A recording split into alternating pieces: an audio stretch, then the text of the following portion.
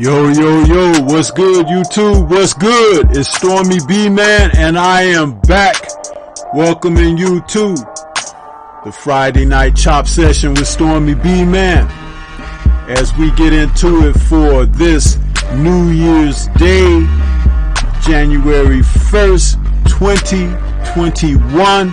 Want to say Happy New Year's and greetings to everybody that's out there as we come into the new year. We're calling this episode 91, Years End and Years Begin. That's right. And with no further ado, we're welcoming you all here with us. I got my man Boxing Conversations with Reggie Owens with me, and we're about to bring you a New Year's edition of the Friday Night Chop Session with Stormybman. And that's what it is. We're going to get right down into it, man. What's going on with you, Reggie? How you doing, bro? Man, doing good, doing real good. Happy New Year's to everybody out there. Yes, sir, man. Yes, sir. It's great to be back. Man, these days are going by fast, Reggie. It's like you look up and it's already, January 1st, 2021, man. That's how it's happening, On the real. Yes, sir. So, hey, man, first of all, I want to ask you, we talk off the air, but how was your New Year's? How was it for you and the family? Oh man, I follow these COVID protocols, so we stayed in the crib and just have talks, man. Me and my babies, we have talks with each other, and we just sat back and chilled out. They ask a lot of questions, just going over stuff. To me, it's about just development with them, responding and answering everything. So it was just cool sitting back talking with them, and because we can't go nowhere. And that was really about it, man. Just welcoming, a new day and age in life. So we progress from one year to the next. And, it's always turn everything to a learning lesson. So it's a revolution about revolving around the sun is what it's about. So that's all it was with us. Yeah. Same for me, man. We keep the protocols as well. Stormybman is down here, I call it in the dungeon, putting together these shows and trying to, get ideas together for what's going to be on the horizon and whatnot. And then taking some time out to participate on other channels, with brothers invite me on and, I go on there and chop it up with them and talk about this wonderful sport of boxing. It's funny how, if you're really into it, like a lot of us are, you don't get tired of it. It's just that, you find ways to recreate and reinvent the ideology of taking the conversation further and further and further. And one of the things that it seems to be hot on the lips of people is this conversation that took place on Fred's channel, the interview where Sugar Hill came on and decided to face the nation, so to speak. And it was quite interesting, Reggie. I know you were on there and you had an opportunity to speak to him directly. So how about we just kick the show off talking about that a little bit as we go forward. And, you can let everybody know how you were on the channel and you got a chance to speak to Sugar Hill directly and ask him some questions and whatnot. So let's kind of get into it. Oh, well, because I'm always in Fred's show and I'm always calling in. So I was just coming on there, but just sitting back listening to everything that came from Sugar Hill and his responses to this glove thing. I didn't thought that this conversation would have turned to where people are questioning him, because that's typically not what happens during interviews or with journalism anymore. People aren't held to the fire anymore. And I think he came back there to kick it, to have everything just go about, smooth conversation, probably to be about Tyson Fury's victory, a little bit of his history. And it turned out to be that way. He came on here to really have to answer some very serious questions that are going about throughout the sport of boxing. But to go about the sport, and this ain't the one side that they think boxing is all about.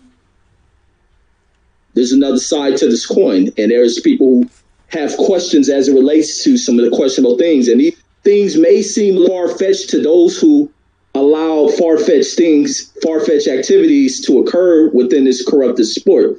But now that, the veil gets revealed on a lot of these things, and now people are getting questioned about certain things. They're not comfortable about this.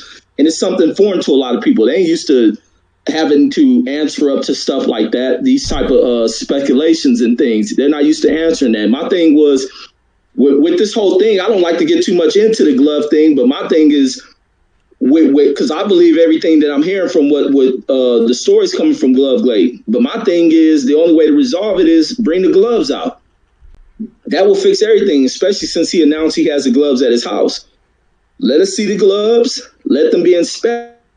And if that's the case, hopefully one of these sanction bodies go about making these dudes bring those gloves back in. But that was the question I wanted to ask that I forgot was, what happened with the gloves following it? Did anyone check it? Because I noticed right after that fight, they rushed like hell to get them gloves off of Tyson Fury's hand. They rushed like hell to get those gloves up off his hands, and those gloves were gone.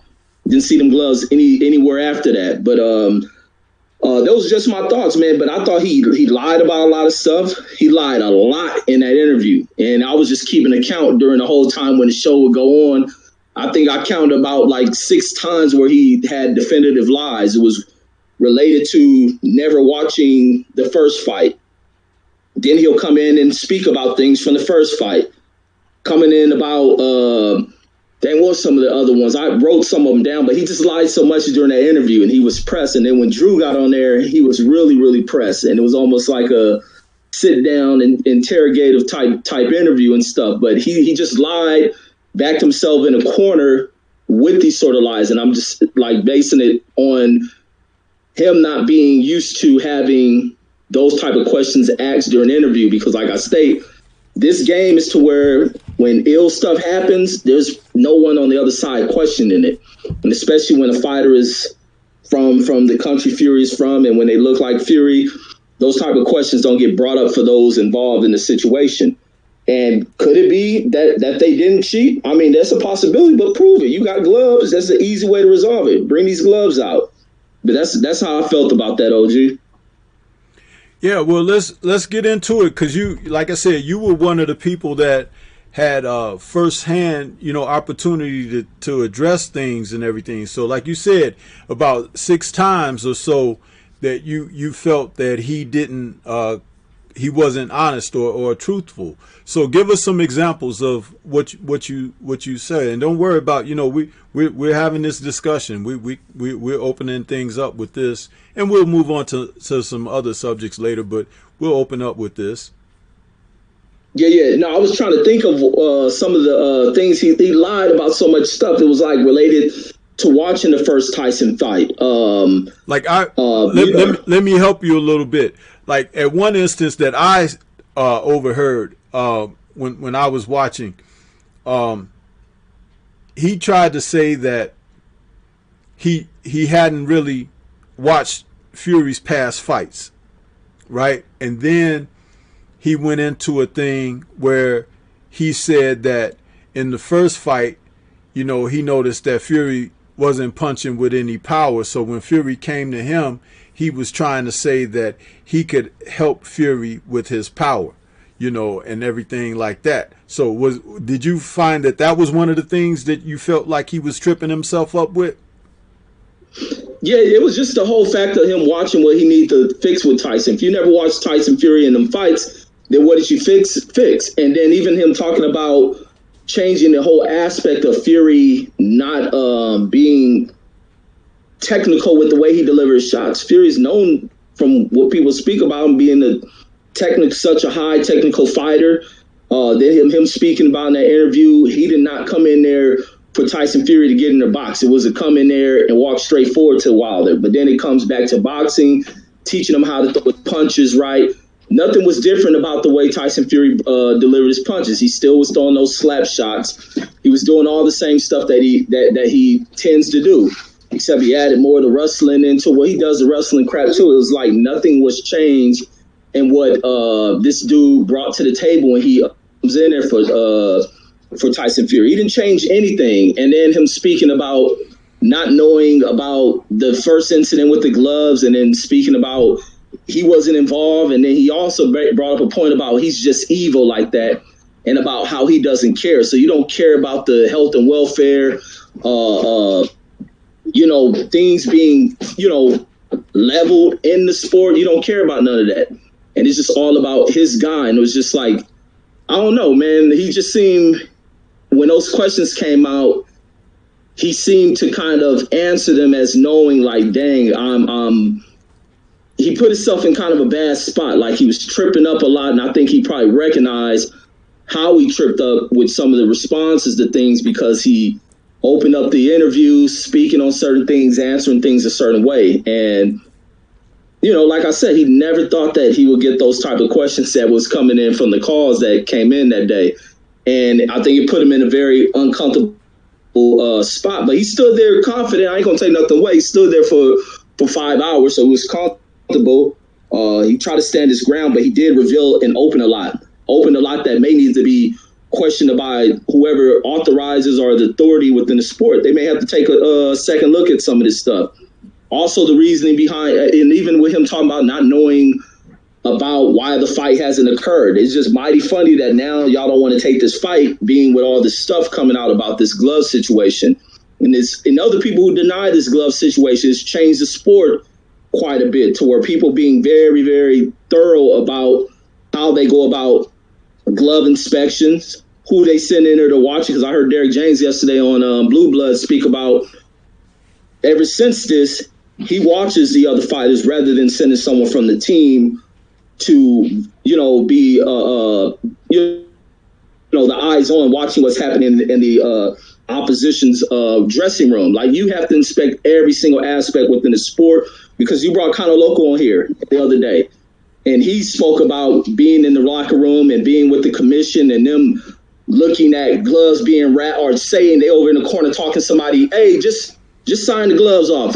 They're fine, because people get into these routine habits after doing things so repetitive over a number of times that they fall asleep on protocol. That's even like, because I told y'all my whole push was to become a pilot and stuff.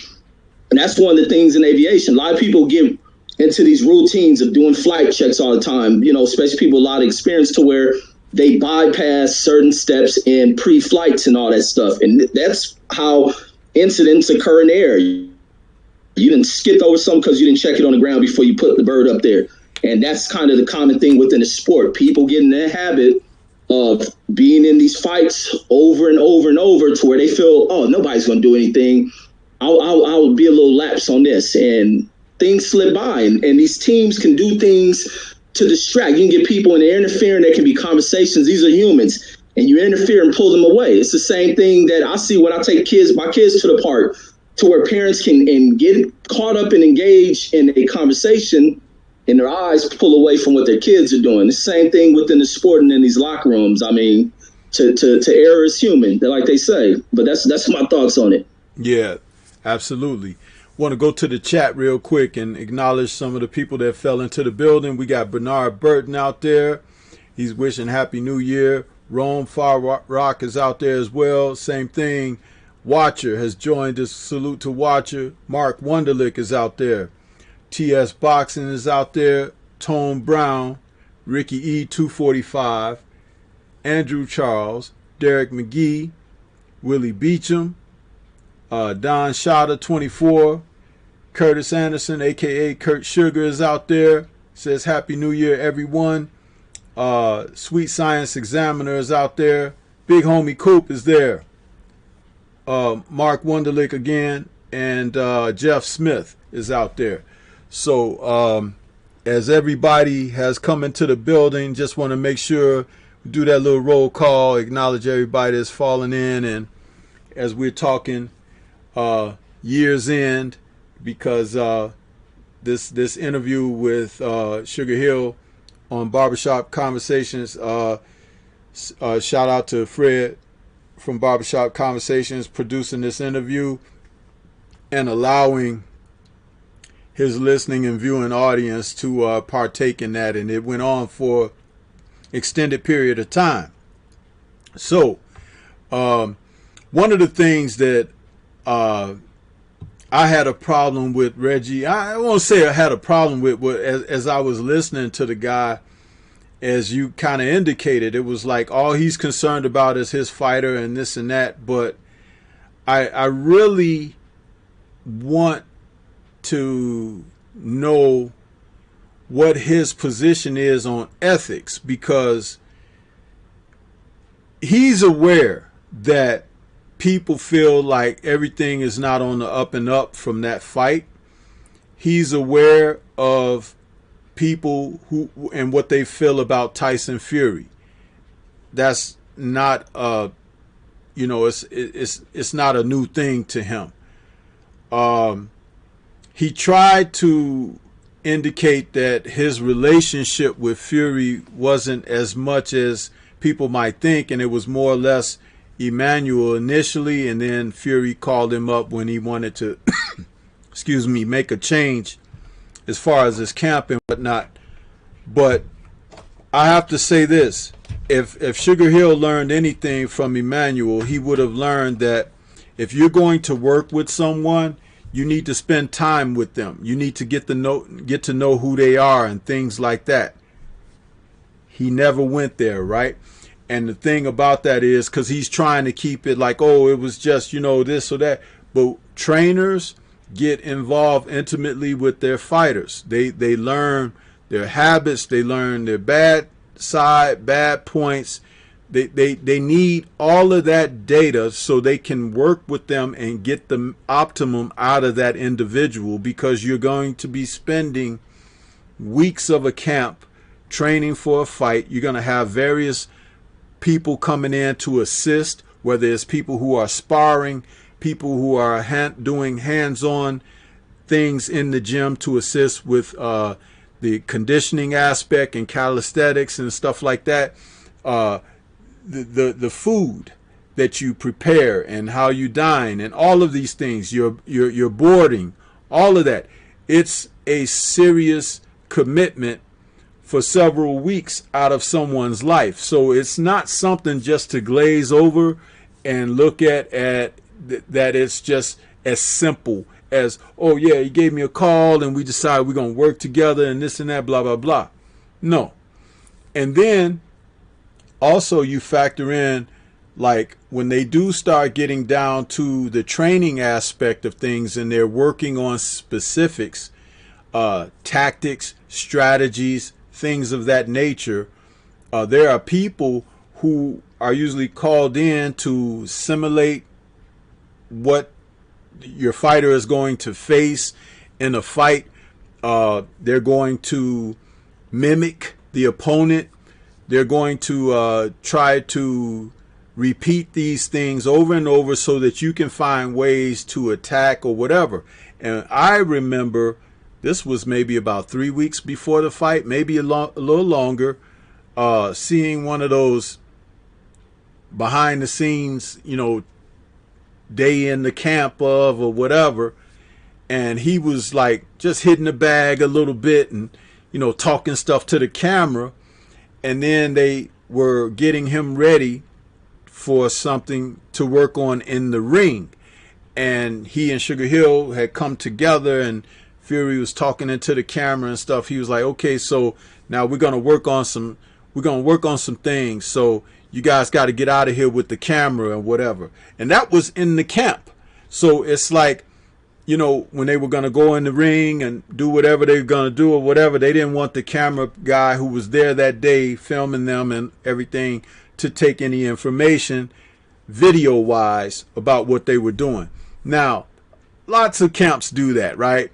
even in football and the NFL. But it seems like, Bill Belichick always seemed to get eyes on other people's camps and training and all of that. And, he knows their plays better than they do. But anyway, fighters have done that in the past. They don't want to say, oh, we're working on some things, so we don't want the people to see this. In boxing, there's only so many things you can be working on. So it's like to see that early on like just before the fight, and then they continued that even on the night of when they turned the camera off in the locker room. He's trying to say he didn't see that. He wasn't aware because he was busy doing some other things with his fighter, getting him prepped. But Wilder didn't turn his camera off in his locker room, and there have been other fighters who have fought that they don't worry about the camera in the locker room. I mean, you don't want to, when you're getting dressed, you don't want to get dressed in front of the camera. You might be changing your underwear or whatever. Of course, you want to be off camera for that, but that's being off camera. That's not covering the camera. That's not unplugging the camera. So it's not working and functioning where it can pick up activity in the room. All of that stuff is awfully suspicious, especially when he, on one hand, was talking about he didn't watch a lot of Fury stuff or whatever, right? But you spent these weeks in a camp getting to know the man and developing a rapport with him and everything. So it's like now all of a sudden you don't know these things about him. And when you start talking about as far as the preparation on fight night, the night of, you are not disclosing that there were anything wrong as far as you could see, but you're supposed to be overseeing everything. You're the head trainer, you're the chief second, and there's just a lot of that was like he didn't do very well as far as revealing anything. But as it was suggested, I think it was 78 Sports TV, shout out to 78, earlier today on Trill, when he was saying that the guy, obviously, you could tell he was prepped. Like if you're going to go speak publicly, we're going to prep you on how to handle people because they're going to come at you. They're going to come. And then in his interview there, talking with Fred, he even kind of like was sarcastic or like being a little overly humorous about certain aspects of the night in question and everything. And, one of the ways that they'll tell you how to disarm an audience is try to be humorous. Okay, you try to tell jokes or try to make something funny, even if it's not funny, you try to make it that way so that, when you get people to laugh or whatever, that's kind of like disarming them. So he was well schooled in that. And the fact that he mentioned that he's a former police officer and all of that stuff, that right there is like, okay, a little light bulb went off in my head about that, because it was interesting that one of the brothers from the community, Drew Titan, got on there and began to talk to him and speak on some things that really, in a manner of which it wasn't rude, but it was direct and kind of like pinning him down. And you could tell he didn't enjoy that very much at all. And that's where I think where you were talking about, where you could see also that some of the dishonest remarks where you're contradicting yourself. And I just laid it out. When you're dealing with a fighter, when you take on a fighter as a head trainer or whatever, you spend time with them. You learn things about them that maybe their wives don't know about them.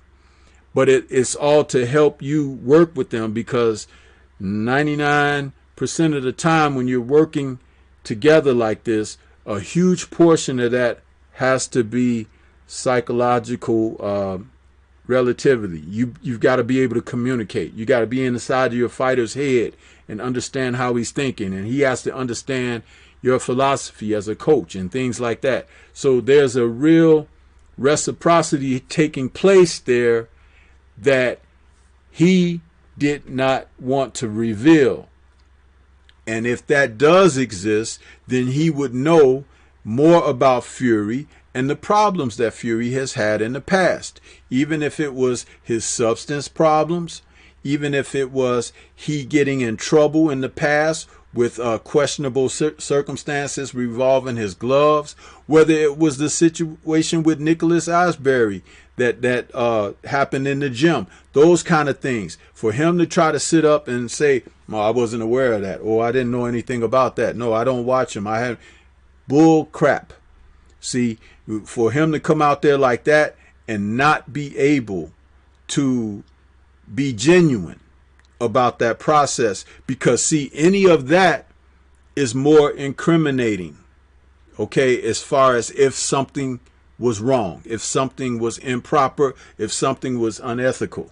So that's what, came to the forefront as we were listening to that conversation and as more people were inquiring and making inquiries. So that's what I have to say about that, Reggie, as far as opening up, talking about that.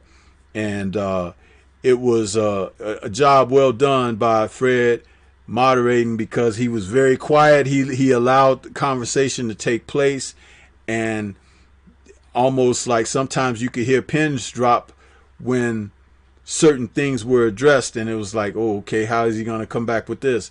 So it was very interesting. I found that. And then I didn't watch the entire thing because on a different time zone, and Stormy had to get his beauty rest. But yeah, it was a very interesting interview, and I think that anyone that has any questions or any interest in finding out anything about Sugar Hill and his relationship going into the fight with Tyson Fury and Deontay Wilder, the rematch, what that is all about, check that interview out. So that's what I have to say on it.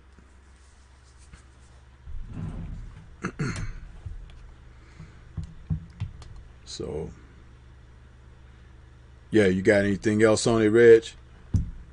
No, that was it. My other thing was like, the only thing I got to say is the timing in which he decided to go to Sugar Hill. And it was very close. Seeing, from what I can remember, I'm trying to draw back, it wasn't that far off from the fight when he decided to go away from Ben Davis. And that was the other questionable thing. They don't have too much experience. I think it was years ago when he first came over there. I don't even think he was a champion or had that many fights. And speaking about only knowing Tyson Fury for about the 3 weeks he came into their gym to train with Emmanuel Stewart and living with them for 3 weeks, and did not see the guy for a number of years. But also him speaking about, in parts of it, not knowing who S.S. Cunningham was, or should I say, I call him S.S. Cunningham so much I forgot his first name, Steve Cunningham. Also saying not knowing Cunningham, and then speaking about being in the camp with Cunningham. It was just a guy who was just all over the place at moments in that dang interview. And it was just like, how in that short period of time you think you're going to change so much about Tyson Fury and technique being that close to this eventual fight. Like, I mean, a lot of stuff that just didn't make sense, and he probably backed himself in the wall, but who knows? Over time, the common thing with people is people tend to forget things. So he may be in the clear on that one, but that's all I got. Yeah, I got you. Yeah, it's very interesting that a number of points where he was just contradicting to himself. It's kind of like that guy that that lies a lot, and if you let him keep on talking, he gonna come around and say something different than when he started out saying. You just let the tape roll, so to speak, and he get himself in trouble by just talking too much. And I got offended when he was trying to make humor out of certain things, because I was like, dude, ain't nobody here to play with you. You know what I mean? So, and when he was behaving like that, I was kind of concerned. I'm like, oh, whatever, you know. So it's just something to think about when you talk about how he presented himself. So yeah. Want to say salute to Bruce Goals out there in that super chat. He says Happy New Year, Stormybman. Happy New Year to you too, Bruce Goals. Hope you ain't still celebrating your birthday too much, because you got birthday, Christmas, and New Year's all together. So I hope you're doing okay. You sober. You're celebrating hard. But yeah, thanks for the super chat there, Bruce Goes. Yeah, Reggie, let's move on to another subject, because there are going to be more people that talk about this and give, their thoughts on it and everything. But I just thought we could open up and speak on it a little bit. But I kind of want to go on and get into some of the talking points of tonight's show, where we talk about, what stood out in this year as far as boxing for you, because, that fight that took place, the rematch that took place between Wilder and Fury, was in February, and the year was just getting going. And next thing you know, we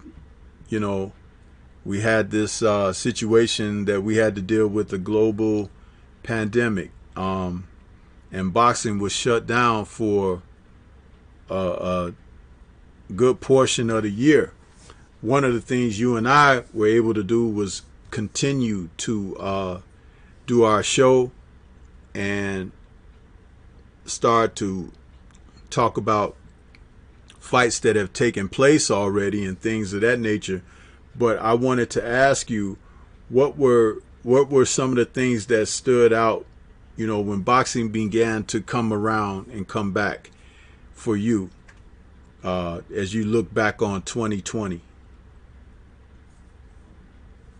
Oh man, most definitely Alexander Povetkin versus Dillian White. That was an amazing fight, man. On top of the fashion in which it ended, that was an amazing fight. Just watching this old man having to come back, because it was just a guy eating his words. Dillian White, being a major contradiction to himself, of speaking of avoiding the one guy we want to see him fight for a long time, and Luis Ortiz, is being too old, not wanting to fight him. Then this guy comes in as a drug cheat, goes on some kind of, he's depressed and stuff, putting on all this weight. And who does he come back to fight? A dude older than Luis Ortiz, and struggled against this dude. Then he comes back, and now he fights a dude older than Luis Ortiz as well, if you're not the same age. And was struggling against this. He struggled against that dude, man. Struggled against Povetkin a little bit, but then he was able to score he scored? Two knockdowns in that fourth round. And he was feeling good about himself. He thought he'll go into that next round and get the guy out of there. Povetkin hit him with one of the smoothest little quick steps to the left with an uppercut behind it. Oh my God. And just to watch that uppercut lift him, his feet start to lift up off that canvas, and just to watch him stiff up and go timber. Oh my God. Spectacular. That was a beautiful knockout right there. That was definitely one of the things that stood out in this year for me. Yes, sir. Yes, sir. Salute to Big Dog Willie out there in the super chat. He says 2020 was the year's KO uppercut. White and Leo Santa Cruz. But yeah, man, I'll tell you something. Drew Titan, shout out to Drew Titan. He told me, he said, you can always play that Povetkin KO of Dillian White on loop over and over, Stormy B, man. So every chance I get, Reggie, I always show that uppercut because, man, did he provided us with all we could ask for. When you talk about Christmas that just passed, man, Christmas came early this year when Povetkin took that dude and knocked him silly, man. And he hit the canvas so hard, it was like a thud, like he had fallen off a ladder or something. And that little advertising for the ring on the side, he knocked that out of the ring and everything, man. He was stiff. He looked like he had rigor mortis when he hit the canvas. He just, listen, man, it was beautiful.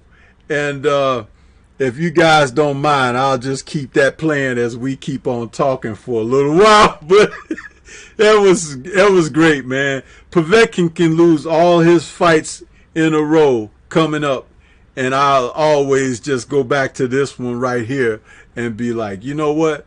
That's a great knockout. Povetkin deserved to be in the Hall of Fame. But yeah, what a great knockout though, Reggie. I remember when the fight took place, and then we had like post-fight show and everything, man. We were just rolling and having a good time. It was like boxing had come back all at one time, even though that there was like no real live audience to see that like they should have. But that was some great stuff, man.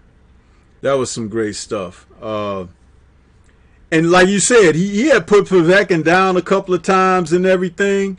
And Povetkin was like, I don't give no care about that. Take this uppercut. Bam! Great stuff, man. Great stuff. Hey, if Dylan White was 20-pound lighters, that uppercut would have turned him to Sputnik. I'm about to look him in the face, man. Or as Ali said when talking about Liston, he was like, who would have thought when they came to see the fight that they would see the launching of a burnt Shrek satellite?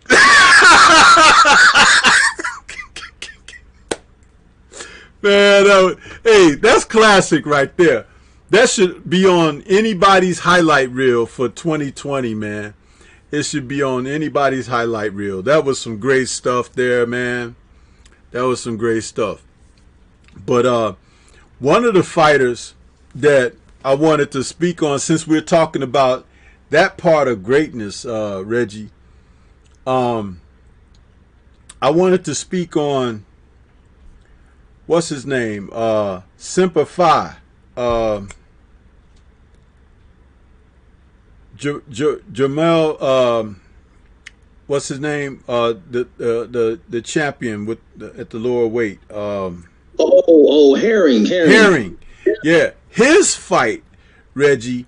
I was very disappointed in Jamel Herring this year when he had that situation where he just wanted out of that fight with what was that, Gonzalez or Rodriguez? I can't remember, the short dude. Yeah, and he was complaining because the guy started getting rough with him, and he sustained a cut over his eye. And next thing you know, he was walking back to the corner asking Bomac, hey man, call the doctor over. You never hear the fighter. You didn't even hear Danny Dubois tell his cornerman, call the doctor over about my eye. This guy wanted out of the fight, Reggie. And, we talked about that when it happened. And it was very revealing. And made me change my position on Herring, going forward as far as thinking and considering him in future championship challenges. Like he wants to face the likes of Carl Frampton, and maybe if it gets to that point, you're talking about possibly Stevenson or somebody like that or whatever. And for somebody who doesn't really want that smoke when things get hot for him, because in that fight, Rodriguez was coming at him, and start, roughhousing a little bit, elbows, punching on the inside, working. And he really looked like he was uncomfortable in that. Do you recall that when we were doing that post fight, we were talking about that with him. Yeah, no, most definitely. He fought weak, man. He fought weak against a dude he was about 2 feet taller than, and he let that short dude come in there and almost impose a will upon the dude. It was just like he couldn't figure out what to do. He hitting the guy with that jab. I think he dropped the guy. I think he may have dropped the short dude. I think he dropped the short dude like twice, and this guy would get up and come back stronger every time and come right at Herring. And that fight had a dramatic shift towards about the fourth or fifth round. It took a dramatic shift, and that dude started roughing him up, and he didn't look comfortable. Matter of fact, he started fading in that fight because that dude was starting to put some stuff in the bank, taking money out of his pocket, hitting him to the body, and it was like it made no sense for a headbutt to be able to curb being this dude. You about a foot and a half taller than this dude. How was his head getting to you? And that was due to him fatiguing, getting hit with some shots, starting to lower his head down. And like you said, he won it out. And the cut wasn't even that bad. Because I think it was a fight on that same card that a fighter had a more severe cut. But yes, he showed a lack of heart majorly in that fight, and they found a way to take him out that fight with such a small cut. But he faked like he couldn't see, and then after the fight was over, he was seeing perfect. Yeah, that and that fighter on the undercard, I think that was that heavyweight prospect, right? He got a bad cut, and he went in there and took his opponent out. It was like, it's time to step it up. I got this cut and everything, and he went in there and took his opponent out. Very disappointing performance by Herring, and you notice he didn't try to get back in the ring rest of the year either. So what part of that reason could have been, because he wanted to let that cut heal well, but also a part of that could have just been like, he was just going to take his foot off the gas and pump the brakes on his career for a minute. But anyway, he's in Bomack's camp, and they're gonna have to eat that crow, when it comes down to that, because people won't forget that very easily, man. Just like it came to mind to me to mention it in this show again before we get out of here, as far as the year. It's like, man, but we saw lots of fights like that. One of the other points I wanted to bring up, Reggie, was when you think about the various channels and everything that talked about boxing, showed boxing, presented us with fights and everything. We had Showtime, we had DAZN, we had ESPN Plus, ESPN Regular. I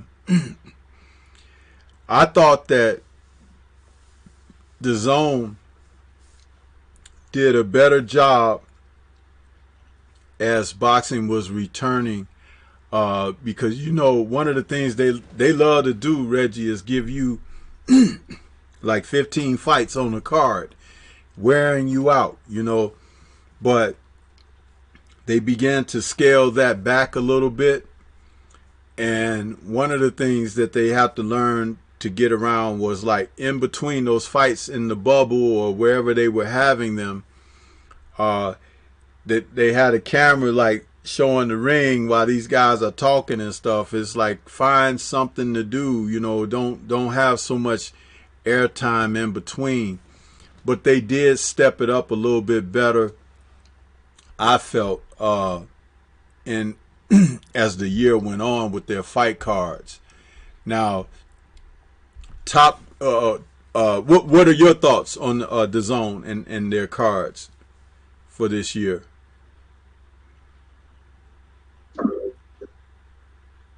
They still suck. they still suck. It's just boxing, so I watch it because I'm a dope fiend for boxing. Yeah. Now, moving on to Top Rank, they weren't much better, but they did deliver what I felt was the fight of the year. And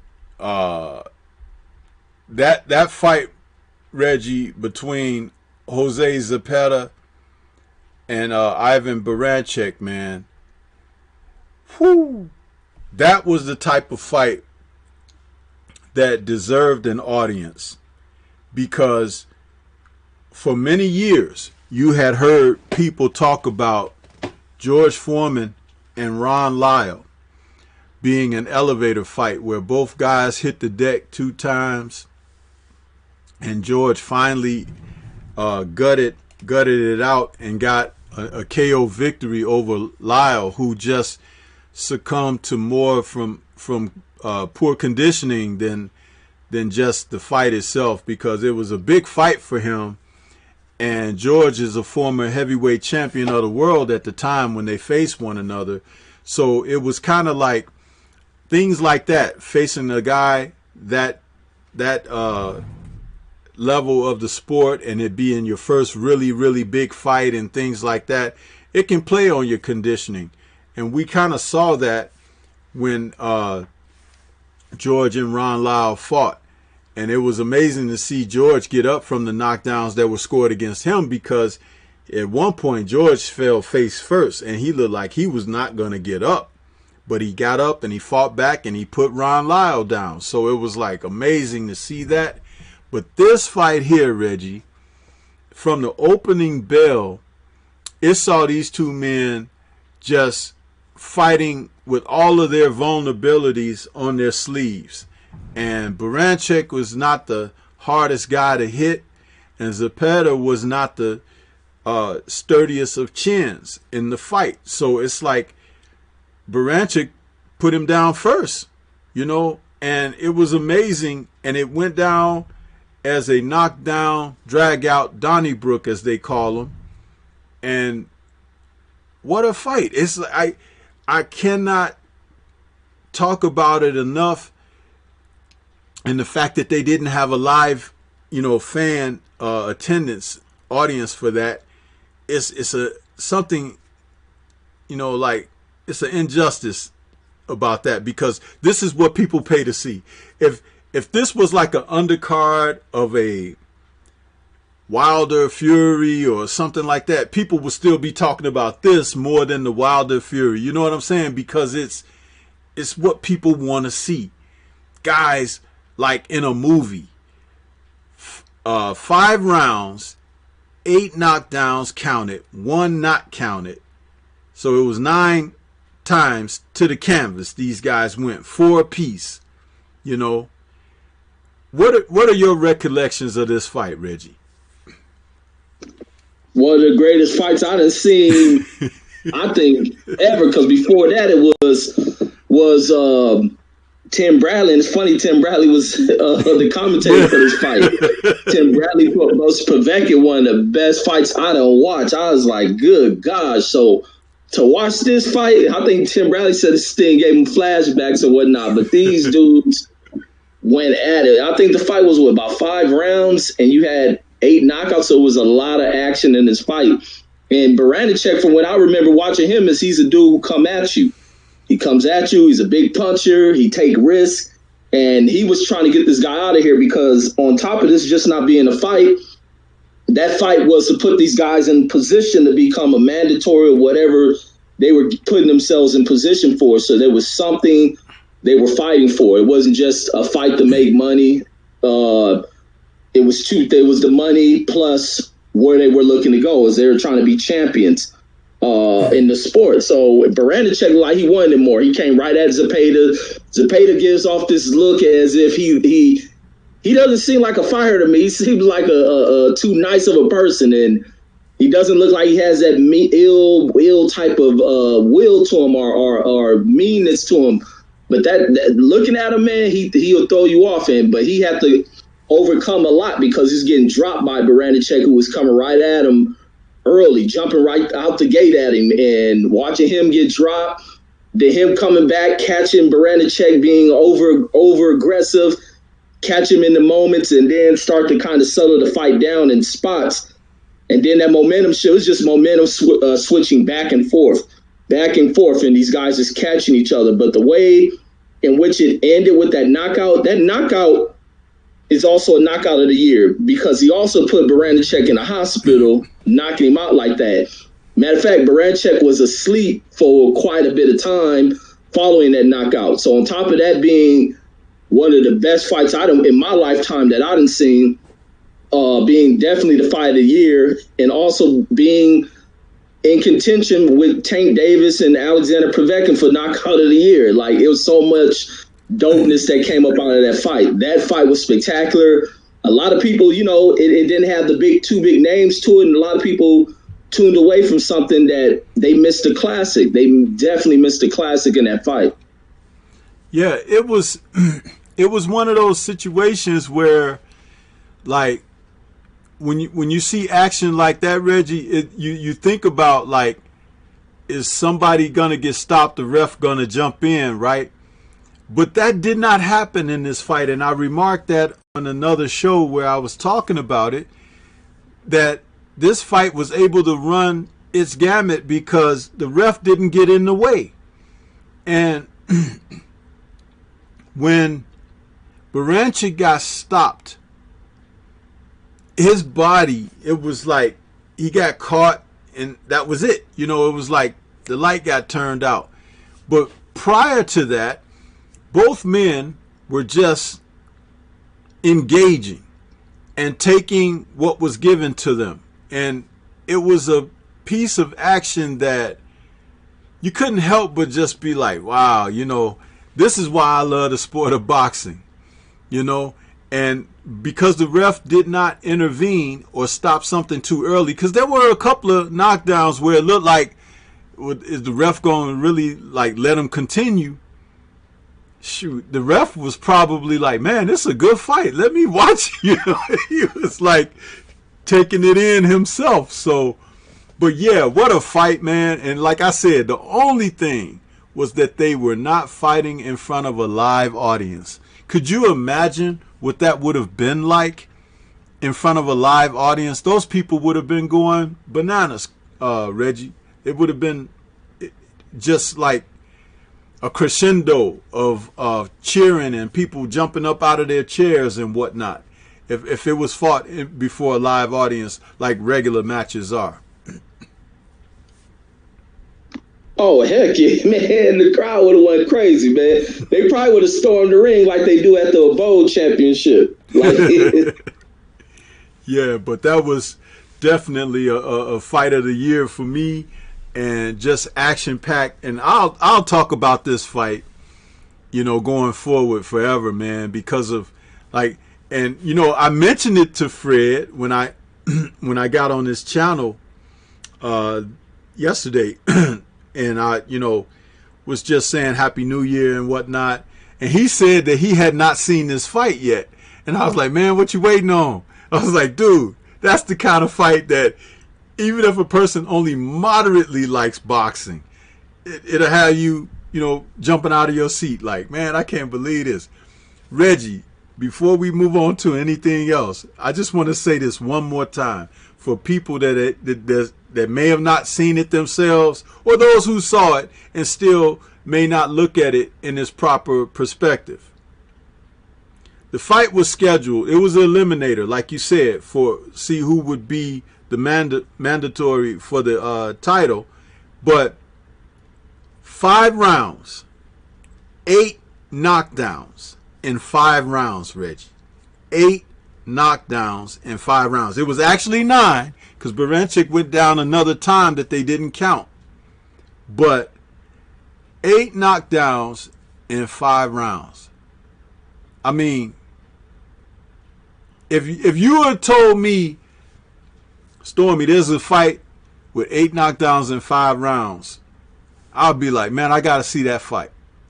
Because that's a short period of time to get all that kind of work done. You know what I'm saying? It's just, now, if it went 10 rounds and you said it was 8 knockdowns, you could see that kind of spread out. But no, these guys were going down in the same round, one and then the other. You know, it was like that kind of a thing. So, you know, as I talk about it, I'm not overhyping it for anyone that thinks that or whatever, but it's definitely the type of match that a boxing aficionado would want to see. That's all I got to say on it. You got any last words on that? No, that's all I got on that one. Yeah. So, one of the things too, talking this year about fighters and where they are in the sport and stuff like that is, you know, we got for Bud Crawford, man. This year we saw something from him. You know, people were always talking about Bud need to speak up. Bud need to speak up. I'd rather he not, Reggie. I'd rather just see the man fight, because there's obvious reasons why certain fighters just appreciate them in their silence and their talent in the ring. This man can fight. He's one of the best fighters in the sport today. If he's not the pound for pound fighter in the sport today, he's number 2 or number 1, 1A or 1B.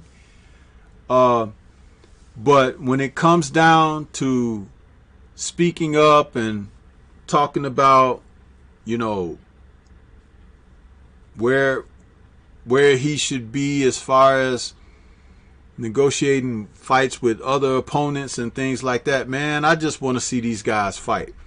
But please, for 2021, and this is the first aspect about looking ahead in the show, I want to see less microphones in front of this man, and I just want to see him when he gets in the ring to fight. What are your thoughts as we close out 2021 about Bud and him finally starting to open up, you know, social media wise and stuff like that? Are your sentiments similar to mine, or do you have a different take? I have a different take, but on my different take, I got 2 aspects on it. Mm-hmm. I'm glad he's doing it, but it's late. Should have been something he's been doing to give himself access to his fans.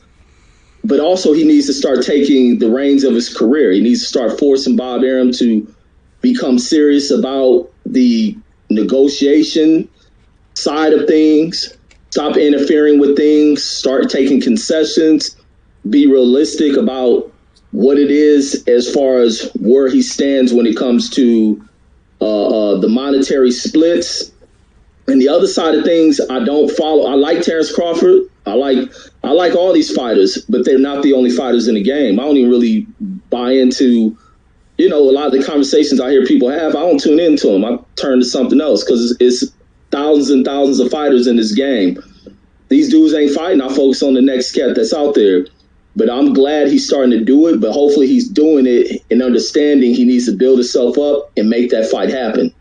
Not going in trying to find these other names that when you do the, you know, predictive analysis of the fight, who's going to win and this and that, you already know he's going to win the dang fight against these guys. So it's time for him to elevate that aspect. So I think him doing that, he's doing it late, but it is, I mean, he's still fighting, so it's never too late, but he needs to start doing it to making things happen and be realistic about where he stands as it comes between who he's trying to fight. I mean, he's a top tier guy, but he's second to them coming negotiation wise. Fight wise, yeah, it's 50-50.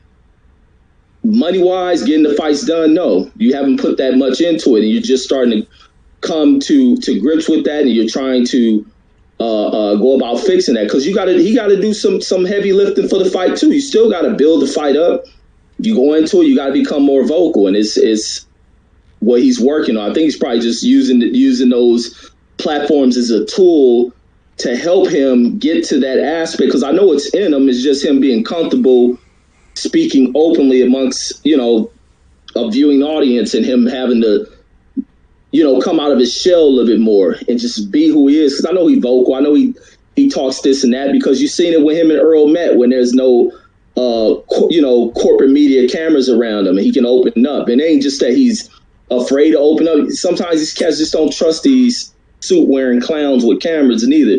But he has to overcome that and be himself and open up. But he needs to make the fight happen. But in my eyes, they ain't the only fighters out there, so I don't even focus on them. When they ain't fighting, to me, it's F them. I'm going to focus on the next guy because he can't waste too much time because he got boots. He got boots on their heels. He got other fighters who we may not know of who may just pop up out of nowhere. It's an international sport. There may be somebody down in South America we don't know about. There's that dang whatever he's from, Latvia kid. The Stonitz, the Stionis. Stanionis, yeah, that's my man. Yeah, you know, I've been singing his praises, so you know he's easily on the heels of Bud. You know, because I'll tell you something, Reggie. That's the kind of guy that would get Bud. You know, maybe not right now. He's not ready yet, but eventually when he becomes seasoned enough, because he's still kind of prospect-ish to me right now. We need to find out if he can take it. If he can take it on the chin, he's going to be one heck of a problem for people out there. But that type, because that's the kind of guy who wears on you for rounds after rounds, and he's going to have like a lot of late round stoppages, you know, because guys, it's attrition, you know, wars of attrition. But yeah, you're right. Bud needs to, you know, light that fire. He's 33, going on 36, because these guys don't fight often. And we need to see these guys get in there and start facing off against some competition, man, and stop all this foolishness. But yeah, since he was the last person off of the top ranked banner, what would you, how do you grade Top Rank out of their broadcast when boxing came back, Reggie, and finally started hitting his stride again? I gotta give them their credit, man, because I didn't think I'll see boxing return in 2020, and they made it work. They end up making this thing work and having fighters that are willing to get in there, especially a lot of young names that got in there. It started off rocky for ESPN because they have a lot of fighters coming up here cheating, getting caught up on these drug tests, trying to get back into the game. But these fighters came out here hungry. A lot of fighters are coming into fights in shape. That's a good sign of things. They're adjusting to fighting without crowds, and they've been putting on some pretty good events. I can't take that away from them, but the deal is getting the big names in that ring. You got the young, hungry fighters that are willing to get in there because they're hungry, trying to climb up those ranks of putting themselves in position. So I tip my hat off to the Top Rank on that one. And as much as I'm not a fan of Bob Arum and them, and I'll tend to be, you know, critical of them, kind of sometimes hate a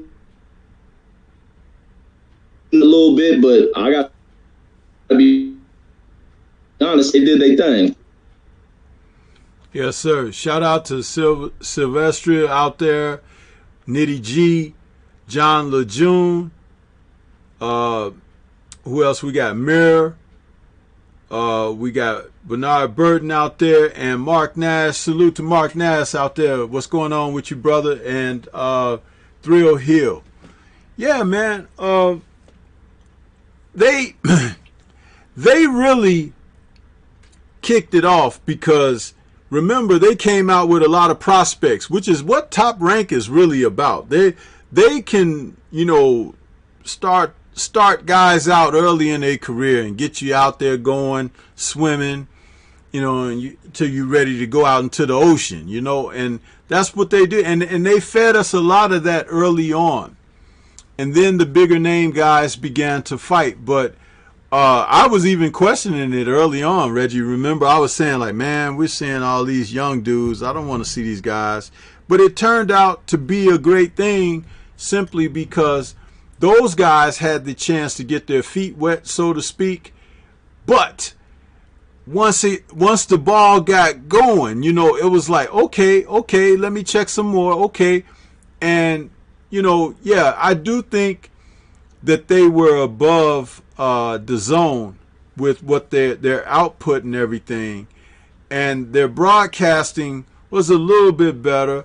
Not a lot better, but it's like, you know, because Tim Bradley is kind of hard to take. Andre Ward is kind of hard to believe in. And it's just, you know, that type of broadcast with those guys. But hey, man, they held their own to the point where we could get back to seeing, you know, quality boxing. So, you know, I have to admit that, if not anything else, you know. So I'll take that at face value.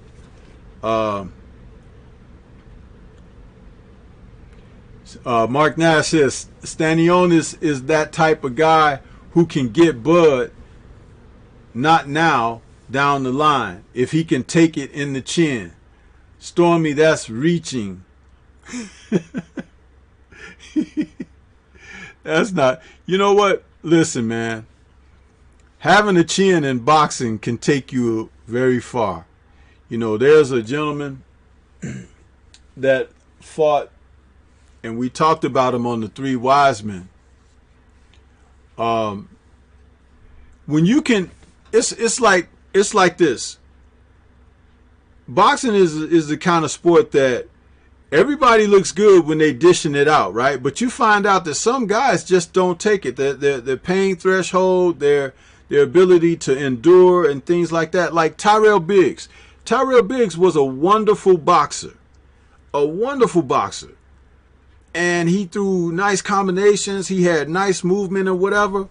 But when he started getting hit solidly and getting cut and everything, you could just see the chinks in his armor, just like he was debilitating. And then you look at a guy like Evander Holyfield, and that guy was hit by guys like George Foreman, Mike Tyson, Ray Mercer, Riddick Bowe, and the dude just keep coming. You know, it's like there are just different measures of what men can take in the ring. So I was saying that if Stanionis can take it, then he is going to run a lot of guys out of the ring. That's just what I see out of the guy. Not to ask you to sing the same praises, Reggie, but we've talked about the guy. What are your thoughts of him, Stanionis? No, I think highly of him. He's being trained properly. He goes about the sport properly. He's disciplined. He's a physically strong dude. Who most dudes who will be like that be trying to rush through guys, coming in here being a brawler. I think many coaches in the game will try to create the identity of him being a brawler, but nah, this dude sticks directly to the script of boxing you, working you off with the jab, landing the power shots when the shot is there. I mean, he's picking his punches right. He's strong. He showed he can take a punch against the last opponent he was in there with, who, you know, played poker with him, who you know, taunted and did things to try to engage him into a brawl, and the kid did not do that. And I like looking at that from an intellectual standpoint. Is he stuck to the plan that the coaches put out there for him? And I mean, you can't fall asleep when you got young dudes like that, young, strong dudes. It's a young man's game. And you sleep too long, this dude going to be popping up to your doorstep very quickly. And it is what it is. As you get older, things physically start to change about you. You can't get tapped on that chin too many times. That's just the nature of the process. Absolutely. I agree with that 1,000%.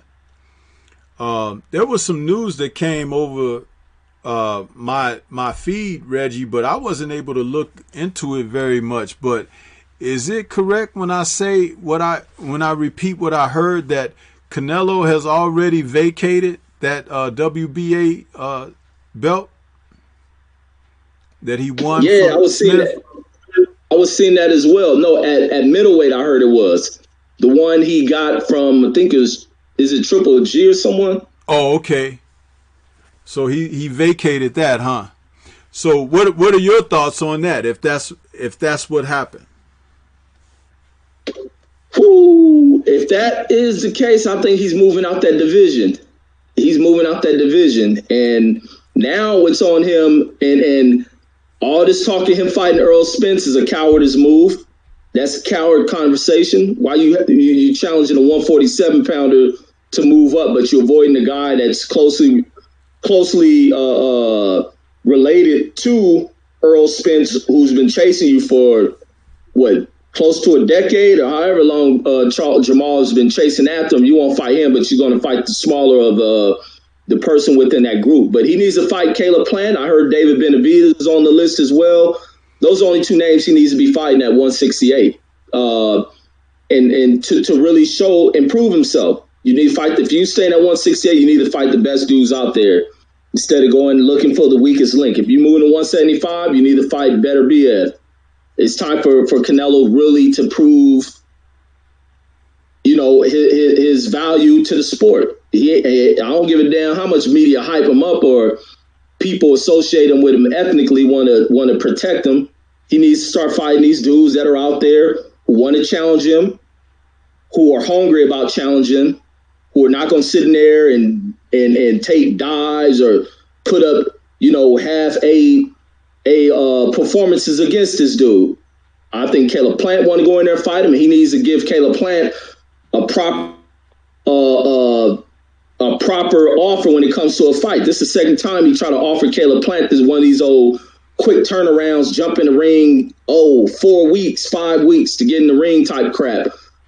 Same thing. Give Benavidez the same opportunity. Get in there. Stop this old weight negotiation, whatever type of crap he's known for pulling and going into giving himself leverage going into fights. Make all things equal going into it. And that's just my thoughts. He need to fight Plant or Benavidez in there, which I'd rather see Plant and Benavidez fight each other than Canelo. But I already know with Canelo and that money coming behind it, I can see them not fighting each other to take that. But Canelo needs to fight one of those two at 168.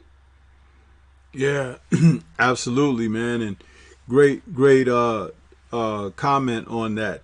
Want to take a minute to the chat. We got Picasso out there. He says, salute Stormybman and everybody in the house. Appreciate that. And Mr. Shelton out there in the super chat. He's toasting us for the new year, Reggie. Salute to Mr. Shelton. And Mr. Shelton, I don't know where I Am Ill Will is, but I sent him a link for the show because he was invited to the show this evening. He might be busy with family or just, celebrating the New Year holiday still. But I did send him a link for the show. So if he didn't check for it or whatever, if you can get that message to him, because I don't have his contact number, but I had the email and I also had him on the Discord there. So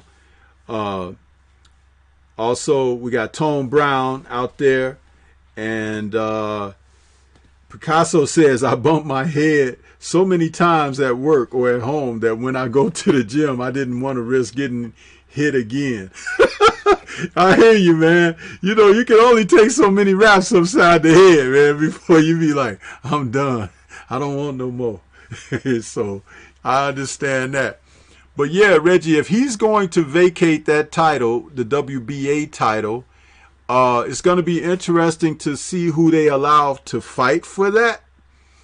And I want to know if our guy, Mal Charlo, wants that belt, because, his brother got, some hardware, and he don't want to be the only one in the family with just, one shiny emerald. He will want to get some more trinkets. So we'll see who they allow to fight for that. But it's going to be very interesting because, they don't want to make those unification matches very quickly. But it'd be interesting that if he petitioned for it, that, hey, I'm already a champ. Let me, next time I defend my title, throw that belt in. They did that for Joshua. Remember, Reggie, when he won that IBF from Prince Charles Martin? Then when he fought Klitschko, I think it was the WBA that threw a belt in there for him in that fight. Do you recall that? No, I don't remember that. Yeah, when he was following the belts.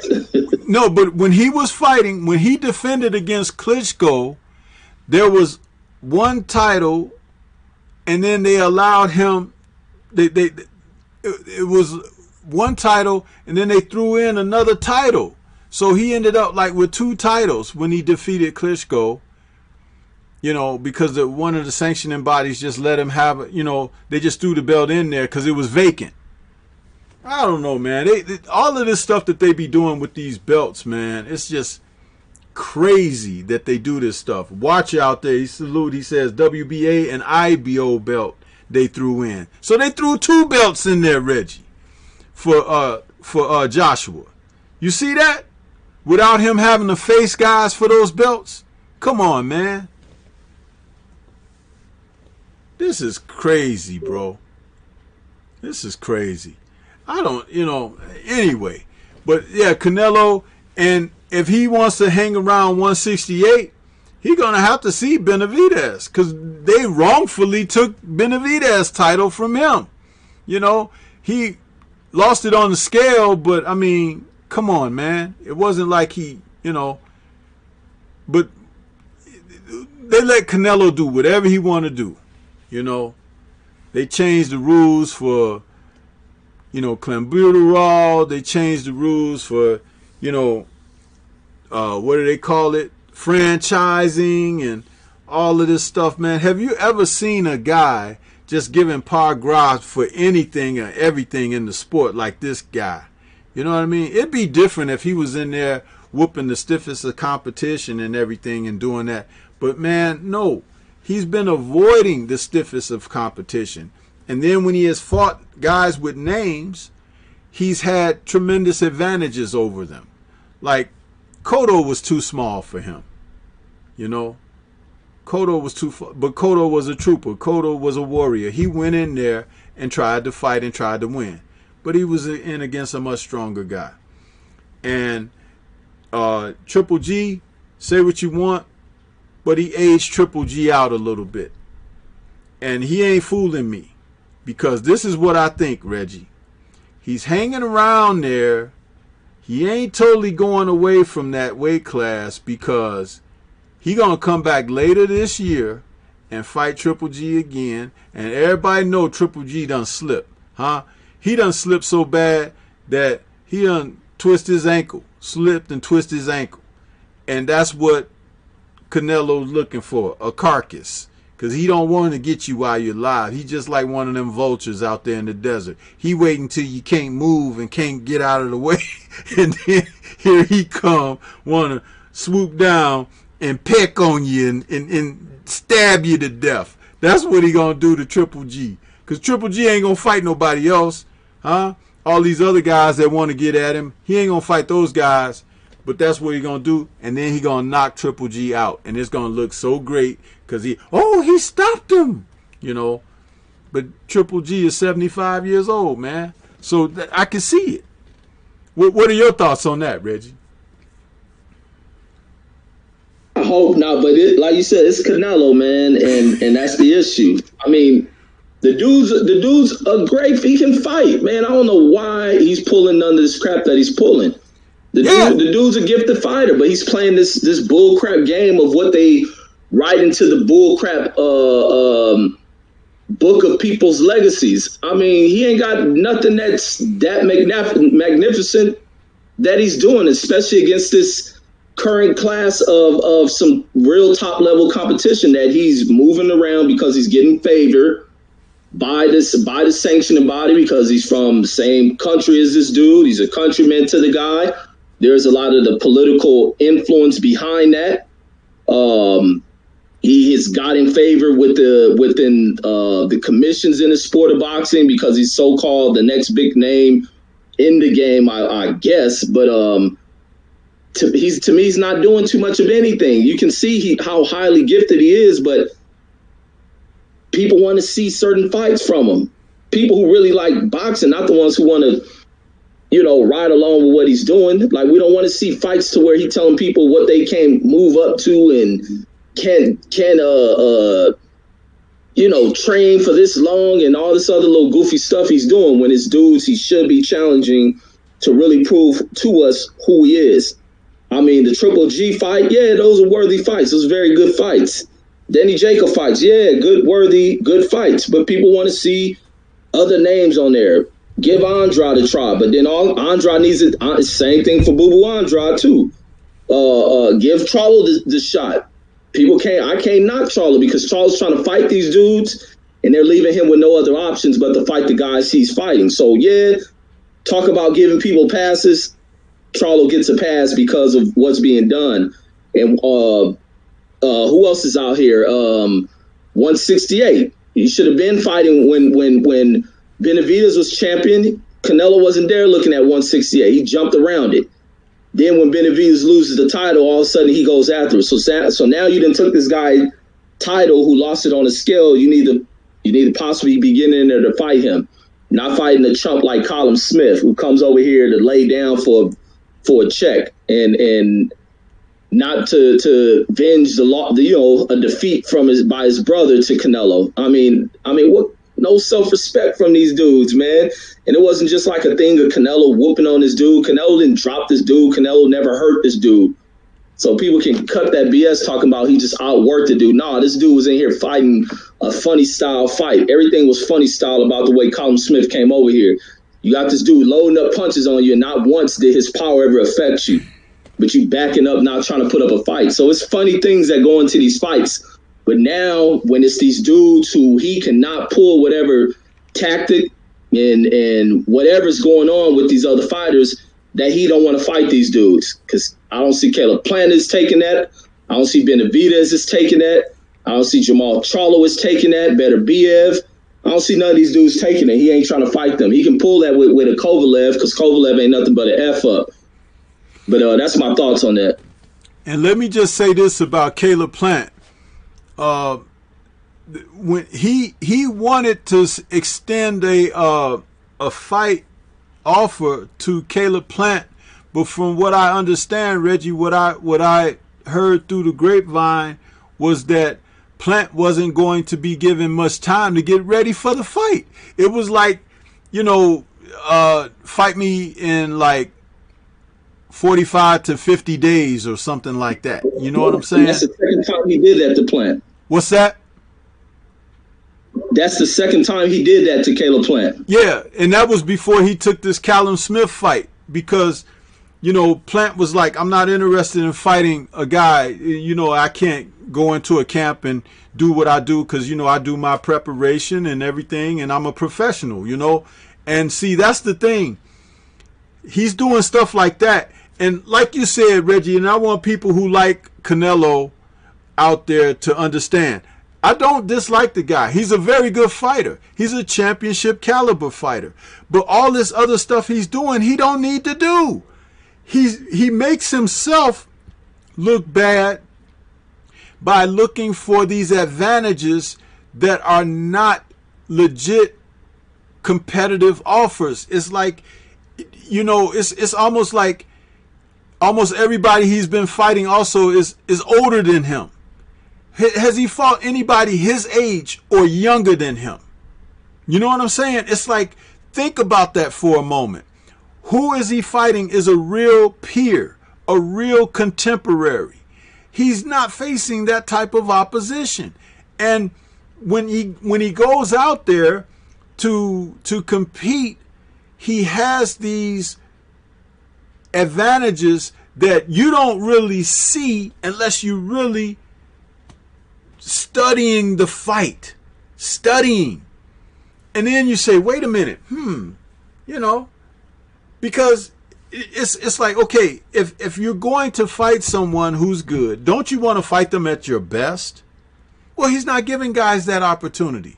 Kovalev had just had that tough fight with Anthony Yard, who was a young gun, by the way, and so when he gets in there with Canelo, who's younger and also lighter and everything, he has advantages that are just, and this man still probably got sore bones and everything.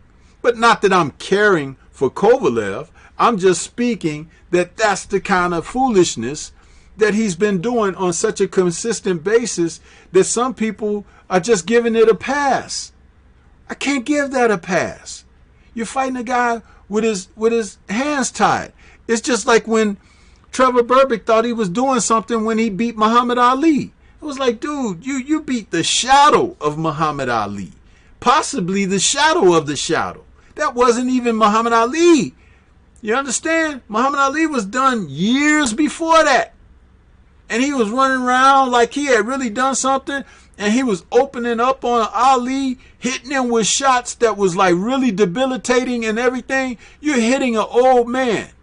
You know what I'm saying? And then, you know, when you look at Canelo in these fights, like this guy, Smith, he was like, you know, not even trying.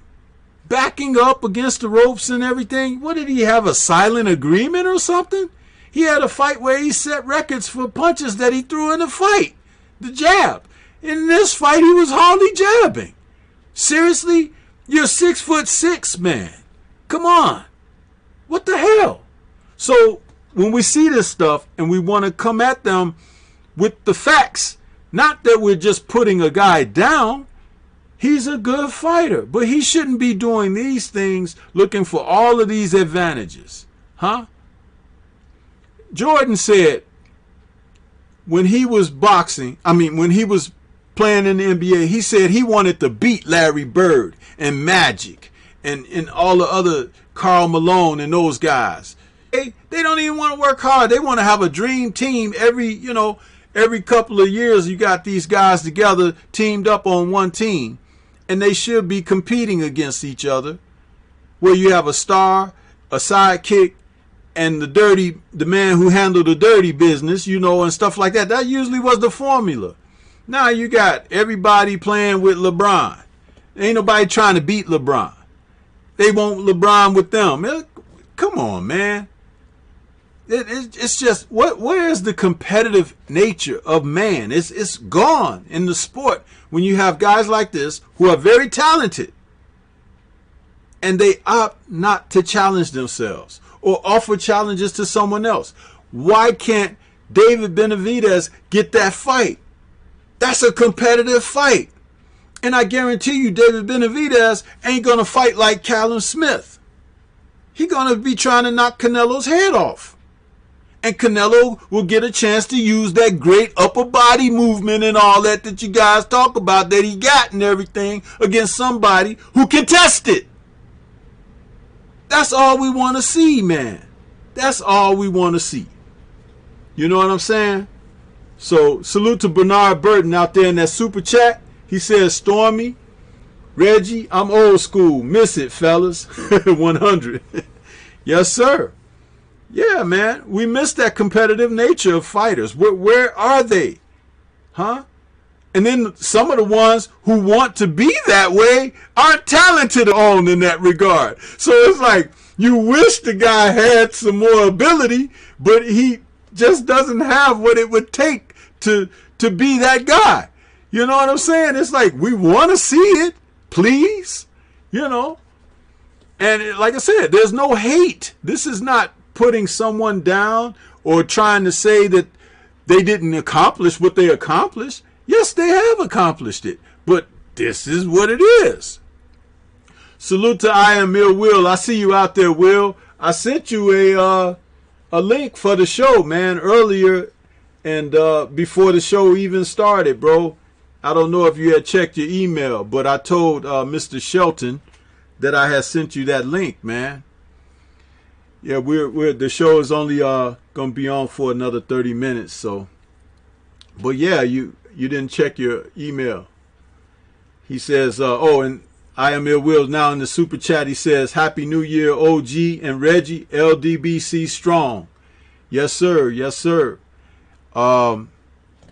Yeah. So if you, I don't know if you check your Ill Will, if you check your Discord. I sent that link in there. So that's where we're broadcasting out of the Discord. I sent it to the Discord. If you check your Discord, you'll see it. And you can just click on it and you can pop right in with us for this last 30. If you want to come on, you're still welcome. But yeah, Reggie, that guy, he needs to fight fighters that he can be competitive with and that can be competitive with him. That's all we would like to see. And I think that's all that those Mexican former champions are holding over his head, because those men fought wars. They fought spirited battles, and they took their lumps. If another guy was better, he was better. But that's what they can hang their hats on. And sometimes someone is just better. But to be able to have your name alongside of theirs is equally as great, because that person is remembered because of you, and you are remembered because of them. Joe Frazier is remembered because of Muhammad Ali. And when you say Muhammad Ali, the name that comes after his name is Joe Frazier. It just happens that way. And that's what we love about the sport of boxing. It ain't a single one-man show. It's not. Okay? It's a competitive sport where you got somebody on the other side, and they throwing punches too. You know what I'm saying? So that's it. So yeah. But man, that's what I had to say on that one, Reggie. And like I said, one last time, ain't nobody hating on Canelo. Canelo has done some great things in the sport. We just want to see him fight competitive matches against guys who can challenge him. And there are a number of names that we feel out there that can challenge him. Caleb Plant is one. Demetrius Andrade is one. Jamal Charlo is one. David Benavidez is one. Bivol is one. Better Beeve is one. It's like all those names are around where he's been. Hell, when he was at 150, 155, his personal weight class, you had both Charlo brothers there, waiting for him. And he fled that division. 155. It was like, what? The division is 154. You go on 155, special catch weight. That means you rehydrating up to a certain point, and they can only rehydrate to a certain point, and you still have physical advantages. Get out of here. Crazy, man. That's crazy. So, hey, man. But anyway, let's get back into talking about the sport from the performances. I think, Reggie, the performance of the year to me is my man Gervonta Tank Davis and his victory over Leo Santa Cruz. I picked that as my performance of the year. That was a fight where it was competitive. See, there's that word, fellas. It was a competitive fight where Leo Santa Cruz came out and he was doing some good things. Boxing. Okay? And Gervonta Davis was taking some shots, giving some shots. He made an adjustment. He began to walk him down. And he was trying to land that uppercut earlier before it actually landed. But what was great was you saw two men trying.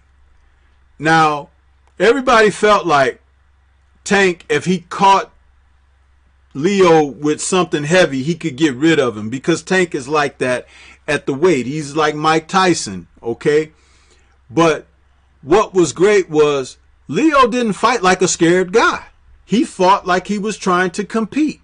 And you have to give him credit for that. So it's not like Tank went in there against a stiff. Leo's a 4-division champion or whatever. So he's fighting a real fighter here. He's fighting a contemporary. Sound familiar? This is what we're talking about here. And then the inevitable happened. Leo got hit by a Tank Davis power shot. He should not be ashamed. It's happened to others, and it's going to happen to some more people in the future. But the thing about it was, Tank won like a professional. He went in there and went about his business in a workmanlike fashion, and he ended the fight spectacularly, and that's what people pay to see. Excitement, even if it's their guy going down.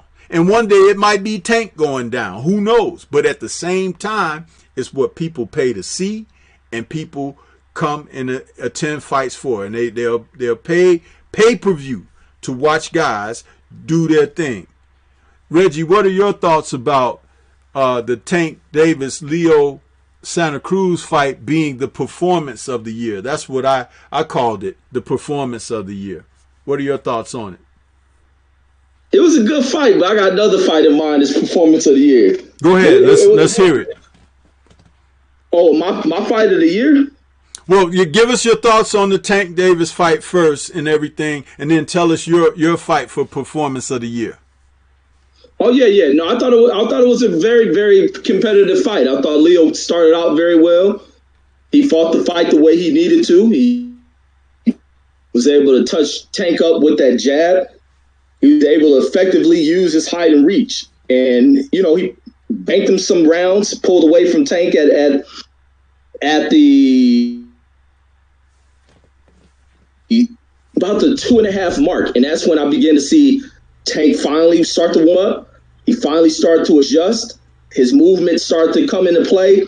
And I thought that would become an issue for Tank. Not for Tank Davis, but for Leo Santa Cruz. Because right in that moment at about I think it was in the second round, might have been the third round, where Tank started doing some of these sharp pivots, step to the side, very, very sharp, and he started to display better head movement, adjusting out the way of shots, rolling around under shots, and beginning to start working. I was like, oh, it's about to be an issue at this moment with this kid moving like this for Leo. And at that point is where you start seeing Leo kind of backing up, being hit with better shots from Tank Davis. Tank Davis being willing to, his way of overcoming the taller guy was allow this guy to throw his shots. Let him throw the shots. If they hit, they hit. If he missed, he's paying. And that's basically what was happening there. Tank was able to close in the distance, gauging where he needed to be. Didn't have too much wasted movement, and he just started to slowly break down Leo Santa Cruz. His Tank being a much heavier puncher, being in that fight, body shots start to pay on Leo. And at that moment where he dropped Leo, man, like I said, he was able to allow Leo to throw some stuff out there. If he touches him, he can take the punches. He wasn't worried about anything. He gauged where Leo's power was and what he needed to worry about. But on top of that, while he's allowing Leo to throw some of the bad shots, throwing those straight line shots off the ropes like that, Tank found the opening. Tank gauged it. He let him throw 3 or 4 of them, found the right moment of knowing what punch he was going to go with, because he threw that uppercut in that fight multiple times. Tank was seeing the setup that he had coming with that uppercut. Leo just made a mistake. Where Tank couldn't get it was he was throwing it in the center of the round. Leo gave him a better gauge playing against those ropes and throwing that same jab, because when Tank would throw that uppercut, it was Leo throwing that same straight right and leaving himself open. Tank stepped over like he was Povetkin. Beautiful uppercut. I thought he killed Leo. I thought Leo was really out, man. He was really out though, but it was severe as heck. I thought he was going to sustain some spinal injury from that uppercut. That was the call of the year for you, Reggie. He killed him. Man, that was classic right there. And one moment, Ill Will, try it now, bro. I had to put you as the mod so you could get in there. So you should be able to get in the studio now. Try it now.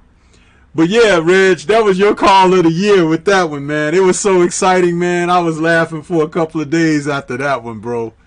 That was that was hilarious, man. But it was a great call, and it was exciting.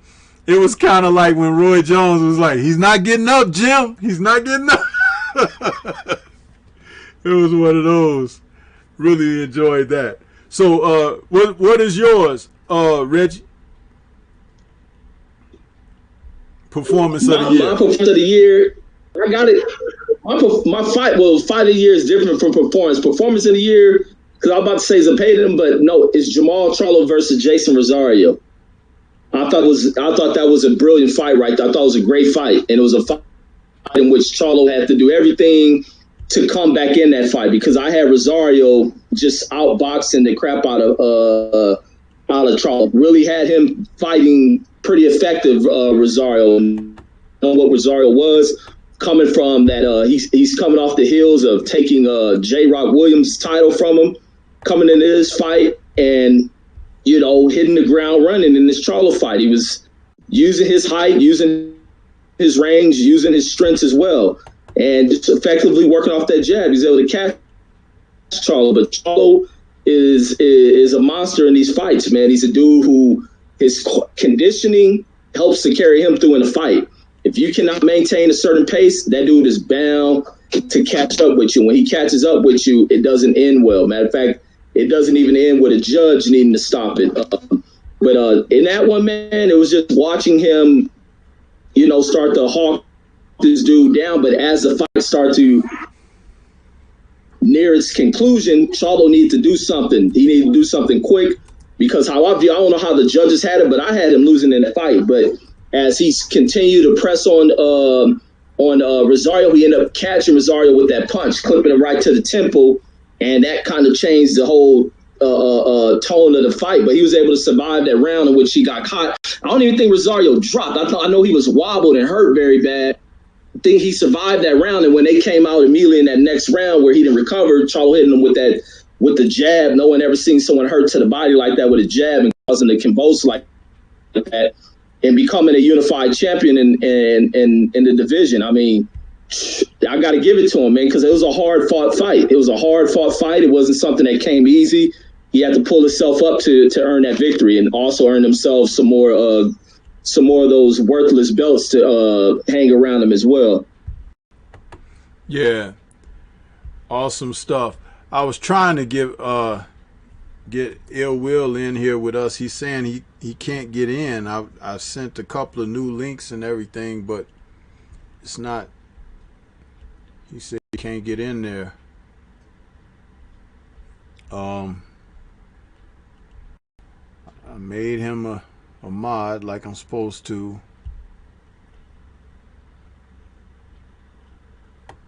We're gonna have to do this another way.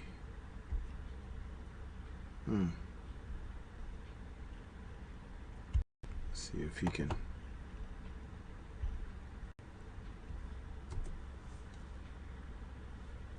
If he's hitting a green. Are you hitting, Will, are you hitting the green button that says join voice? And then, where we at is in the YouTube live stream. So that's why I was trying to. There you are. I see you now, bro. I see you now. Okay. I had to join doing my phone, yo. Oh, okay. What's good with you, Will? Happy New Year to you, bro. Welcome to the show, man. Same to you, man. I appreciate you having me on, man. Oh, no problem. No problem. We're just talking about, the year in review, kind of like, and what we'd like to see, what comes ahead. We hadn't got to what comes ahead yet because we were cooking so much on Canelo. It's like, yeah, that guy, that guy. But hey, if you want to offer up something that we were just talking about, do you want to? Oh yeah, I was doing a good job. I like that. I like what Reggie was saying about the fight with Jason Rosario. It was a really good fight. It was very interesting to watch. Just to see somebody get knocked out in the fashion that Jason Rosario got knocked out was just amazing in itself. And on top of that, it was another accent for his brother Maul to come in there and do what he did against Deverenchenko. And that's never happened before. But it was amazing to watch. We certainly had an interesting year in boxing. I mean, just going off of what I see from it now, it's amazing. I hope this year it's a lot less talking and a lot more fighting, because this posturing is just getting ridiculous now. Did you have something for the fights of 2020? Anything at all that stood out for you for the sport? It's a lot of BS marketing. It's a lot of self trying. I see the whole motive behind what some of the sanctioning bodies have been really up to, like the WBC. Just they're desperately trying to get either a white or Latino or Spanish face as the face of their brand. It's sad to watch, but I mean, I know people don't like to talk about race and color, but I mean, what's obvious is obvious. I'm just on the outside looking in and just looking at what I see from what Mauricio Sulaiman's actions have been.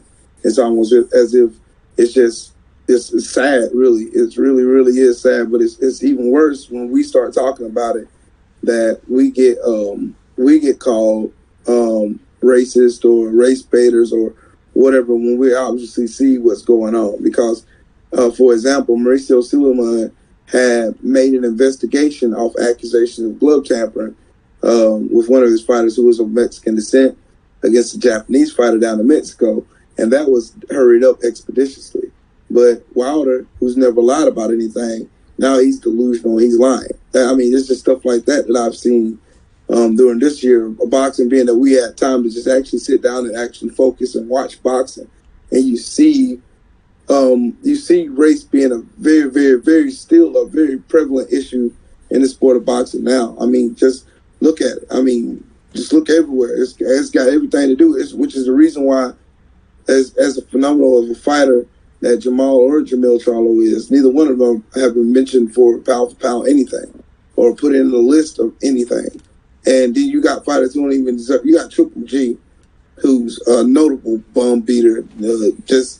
It's amazing just to watch all that take place. And on top of that, the world is praising Canelo as if he's not a drug chief. And I get what most. I watched Fanon this morning, and Fanon had an excellent argument. I understand where he's coming from, but at the end of the day, it's not fair to put a jacket on a person being number one pound for pound when he had to cheat to get where he was. So how many fights did he cheat in? We don't know. His last fight, from what I understand, wasn't tested. He wasn't tested in that fight as well. But, I mean, it still is just the world continues to praise Canelo. Canelo gets all this, that, and the third. Everybody looks over the fact that he used PEDs. They try to excuse the PEDs, make excuses for it, even try to dumb it down. But it's not fair to the ones who are out here honestly doing it right. They're honestly doing what they're supposed to do as far as they taking the sport serious. Like Errol Spence, he goes in and puts his boots on. This man just came from a car accident and dang near got took out of here. But yet and still, people praising Canelo like he did something. And then another thing, just watching the fact that Derrick James can sit on one of our platforms and say he knew he was going to be robbed for Trainer of the Year, and actually see it come to fruition, only just cemented what I just said. It's a lot of race and posturing in boxing that is making it disgusting. That's the reason why we don't, well, I particularly don't, I can't speak for nobody else, I particularly is starting to get annoyed, not only just annoyed, just losing my love for it, and because it's just not giving me what I want back. Because I'm putting a lot of energy into talking about fighters and getting fighters what they need to get, but at the same time, it's almost as if we get smacked in the face for our loyalty, and it's not right. Absolutely, man. Great comment and great offering there, because I share those same sentiments, and I'm sure quite a few of us out here that's listening in the chat may feel the same. But it's like one of the responsibilities of us is to speak on it and put it out there and continue to put it out there, because there are forces and elements out there that are trying to put together this narrative that's not how it is. Yes, it is. That's one of the reasons why I created my own Thunderous Top 10, where, I put both the Charlo brothers are in my Thunderous Top 10, and as an acknowledgement, I have Mel Charlo at number 2, just on the heels, biting at the heels of Bud Crawford. And the only reason that Bud Crawford is at number 1 at this particular time is because he did go through weight classes to arrive where he is and has maintained a certain level of, let's call it excellence, fighting at the championship level, going through those divisions, where Mel has unified his division and beat the best that had to offer there. And as one of the most complete fighters in boxing today, I've said that Mel has shown us that he can win a fight in every way you can win a fight. And there's not a lot of fighters out here who can do that. You can count them on one hand, possibly a few fingers. Okay?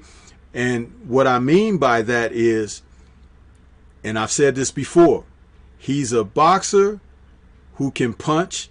He can take a punch. He can get you out early. He can take you out in the middle rounds. He can take you out late. He carries his power across 12 rounds. He can move or he can stand in there. He can fight on the inside. He can box from the outside. He can knock you out with any of the punches in the arsenal. Nobody else in the sport today has done that. He's knocked people out with jabs. He's knocked people out with uppercuts. He's knocked them out with the right hand. He's knocked them out with the left hook. He has done it. And for them to not acknowledge his accomplishments as I just laid them out before you is total, utter hypocrisy. Because when you watch boxing, you watch it for all the elements that I spoke about and the dimensions that championship fighters have to offer, especially when they're defending their titles against quality opposition. And who in the sport has stood better than he?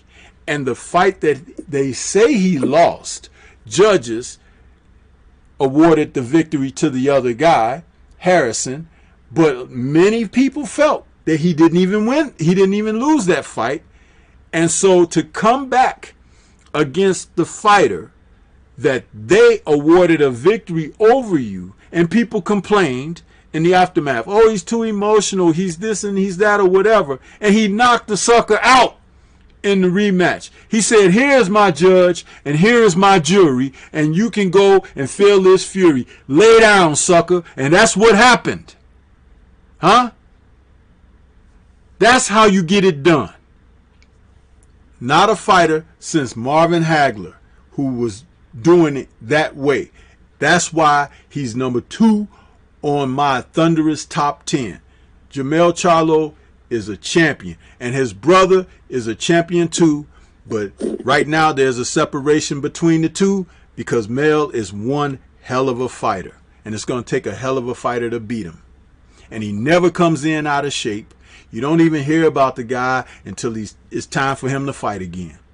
And that's what's best, because we need our fighters to be ready, prepped, and primed for what they do professionally.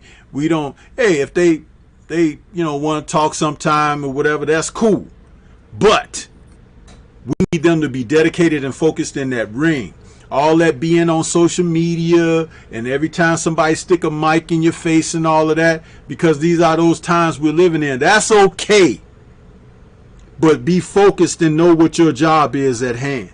And like he say, Lions Only, you can tell that he's adopted that as a moniker for himself and his approach. And I love that. I loved it. And is utmost respect to the brother for that.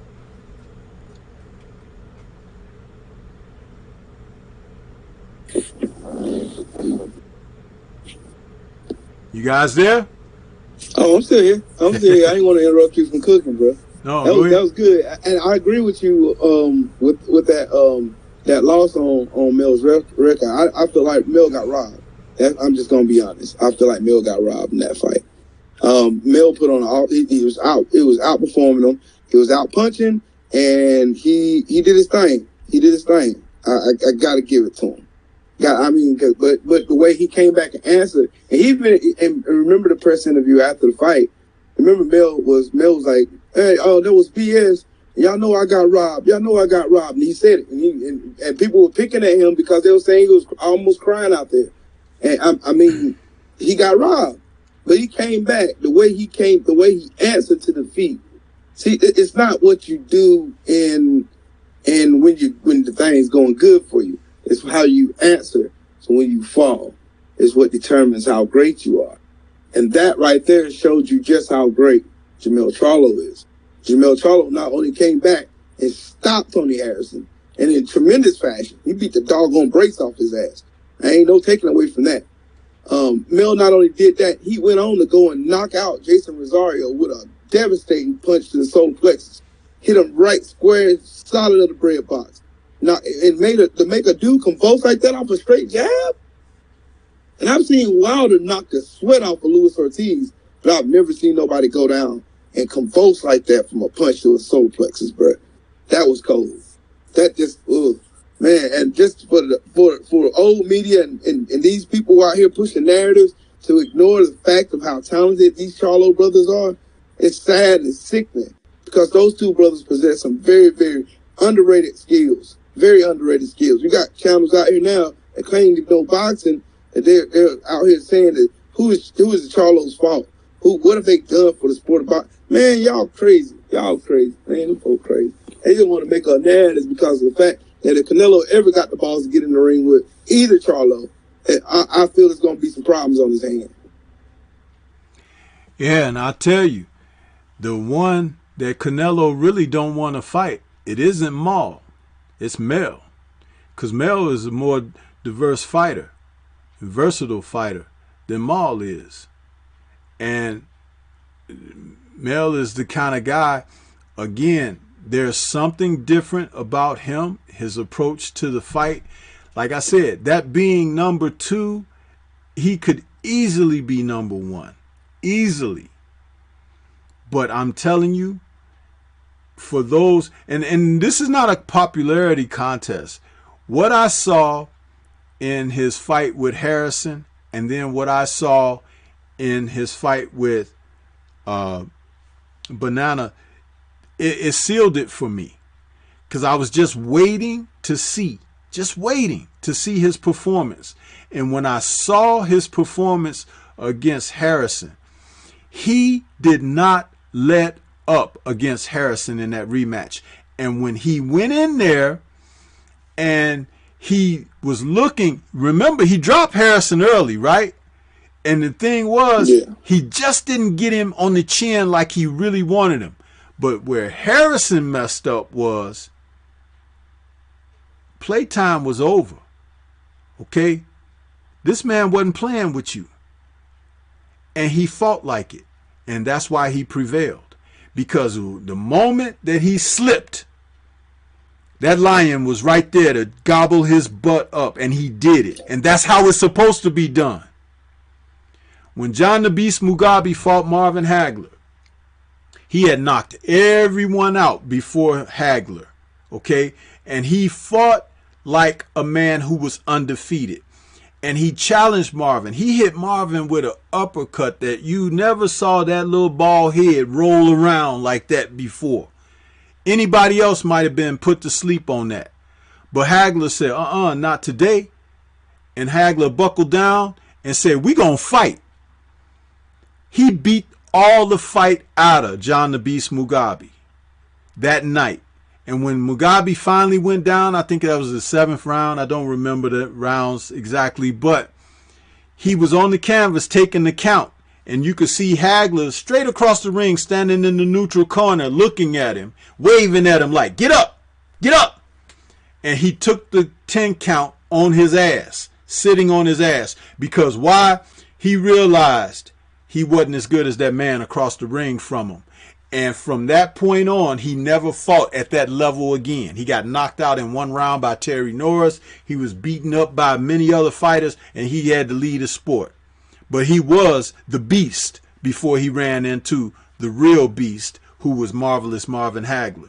That's the type of armor that I hang on Mel Charlo. That's what I see. Now, some other people might say, dang, well, Stormy is crazy. He think like he's like, no. There is something special there. There's something under the hood, and I like to talk about being under the hood with fighters under that chassis that you guys don't see, but he's there and he's ready to display it. You're seeing something with this young man. And these people who don't want to give him the credit that he has rightfully earned and deserves, to hell with them. Because you know they don't know, like my man, salute to him and RIP to him, Roger Mayweather said, they don't know shit about boxing. That's all I got to say on that. Anybody else? Facts. Reggie, you want to say something? Will, you want to say something? Please go ahead. Those are facts, man. Those are facts. Yeah, no, that's all I had. Yeah, so looking ahead, man, in the sport, um, yeah, let's just go right with what's coming up tomorrow night, because that's on the agenda. I guess we got Ryan Garcia and Luke Campbell coming up tomorrow night. You guys want to give us some thoughts on that fight? Let's go with Will, because Will, you came in late. We want to hear what you have to say. Well, I ride with Ryan Garcia. But I don't know. It remains to be seen. I mean, but Ryan do be selling a lot of wolf tickets and stuff. So, you know, that's the thing. I'm hoping for a different result. I hope we get a knockout, drag out fight, and I hope it ain't no one sided fight. I really want to see one of those ones just so hard to judge. It's just gonna come down to a mere round. That's the thing that was so phenomenal about Sean Porter and Errol Spence. It came down to one round that decided that fight. Really, it was really, really too close to call. Both of them was giving their heart. I hope Luke Campbell and Ryan Garcia go in there with that type of mentality, the mentality. I know Ryan's pretty fast on the hands. Luke Campbell, I can't put my trust in a UK fighter. I'm sorry.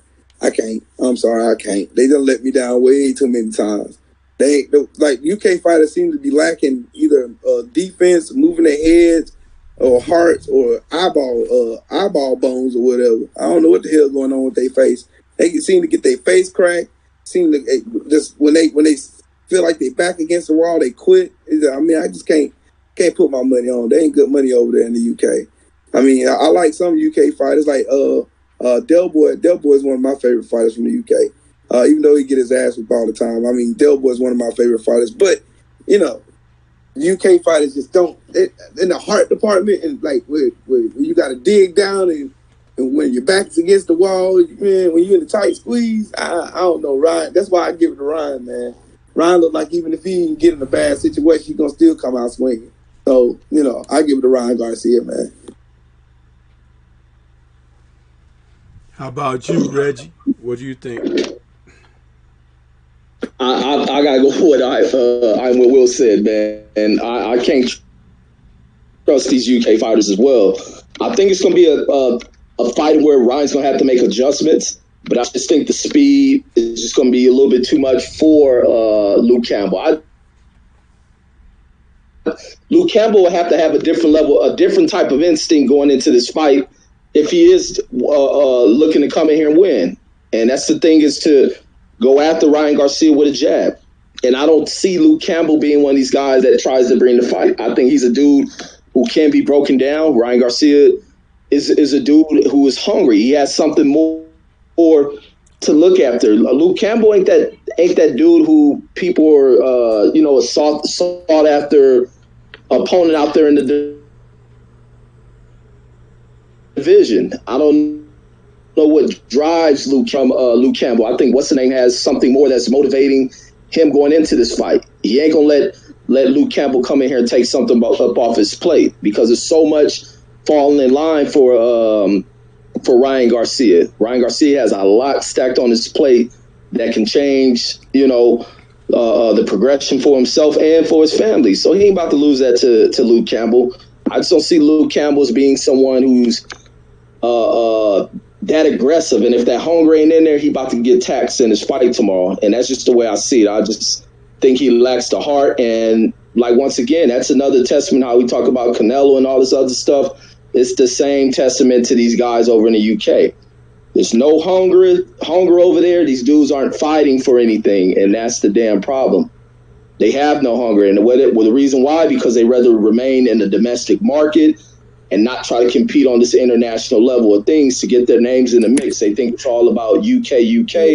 Sometimes you got to intermix yourself with things, and it's just not popping off over there.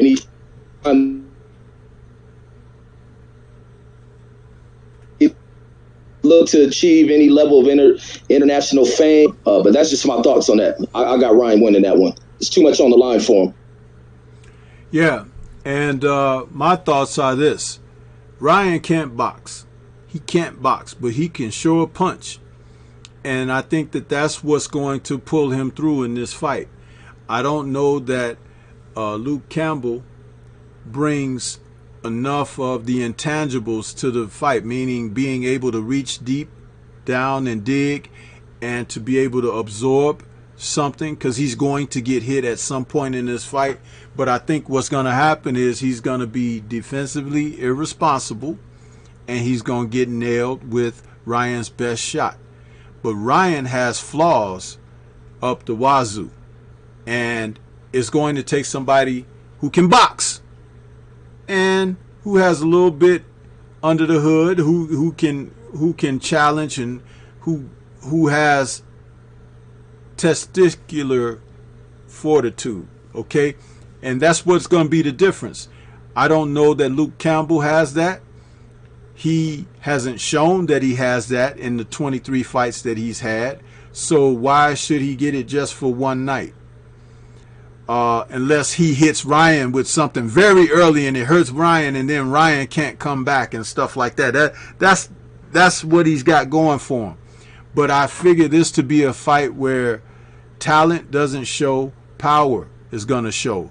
And at some point, he's going to get hit with Ryan's best stuff, and I don't think he's going to be able to take it. And he'll wilt under that type of pressure. Prove me wrong, Luke Campbell. Prove me wrong. It's your opportunity to do so. But Ryan will smash you and go on to some other things ahead of him in his future, and you'll be just another stepping stone. Just like your countryman Callum, that didn't show up against Canelo. You guys got to start stepping it up, man. Nobody has any trust or confidence in you and the way that you perform. And that regal, laid-back demeanor, no time for that in boxing.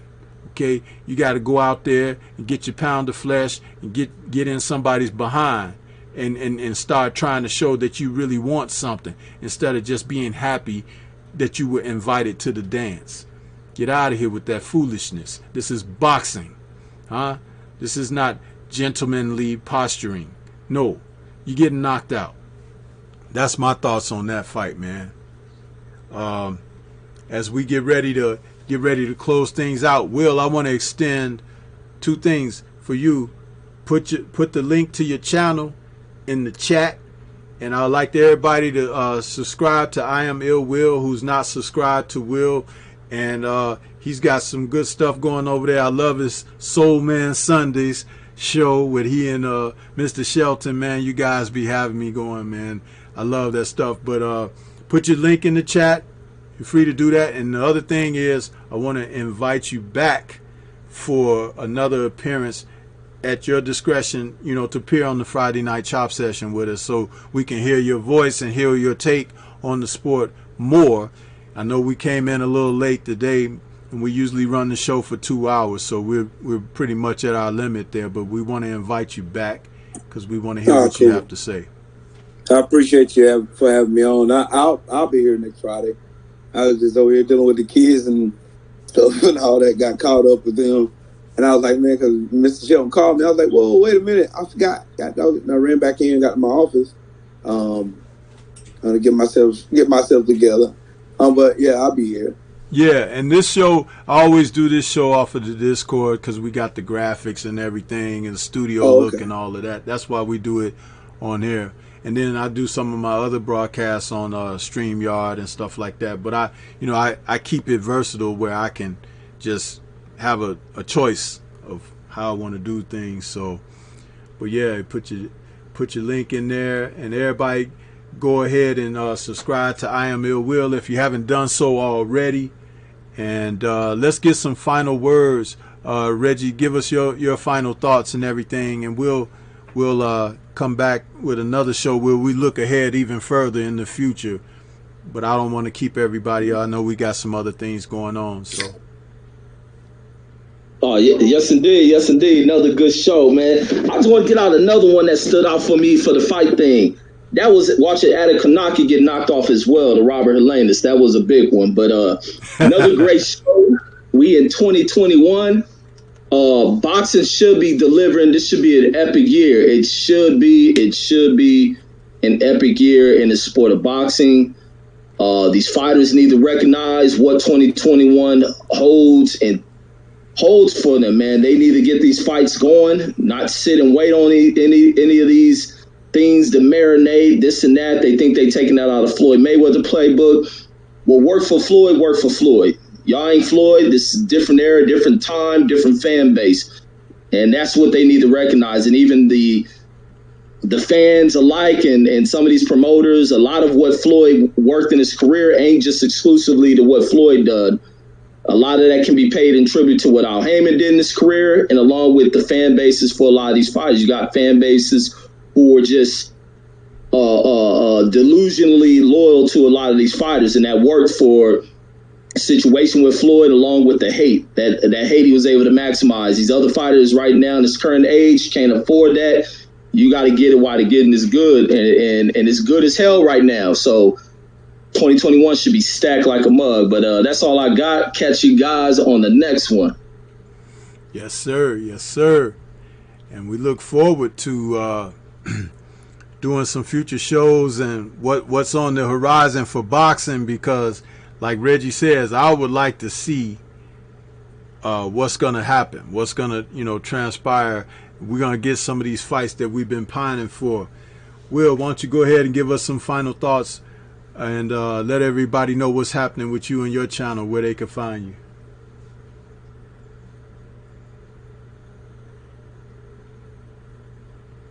Will, you there? You're on mute if you're there. Oh, wow. Okay, can you hear me now? Yeah, hear you now. My bad. You can find me here. I am Ill Will. You can find me on Instagram. I am Ill Will. You can find me on Twitter. I am Ill Will. You can even find me on Twitch. I am Ill Will. This name is synonymous with me. But yeah, this year my goal is to get to 1,000 subscribers as fast as possible and continue to grow. And not only that, help grow some other channels like Big Dose, Mo Boxing. Got a lot of channels that I got a heart for, that I want to help get growth and get traffic over there. So if y'all are not subscribed to my page, please go to my YouTube page and hit that subscribe button. We'll come on Sundays at 1 p.m. Eastern Standard Time for Soul Man Sundays, or Free Smoke Sundays. Either or, you never know what you're going to get.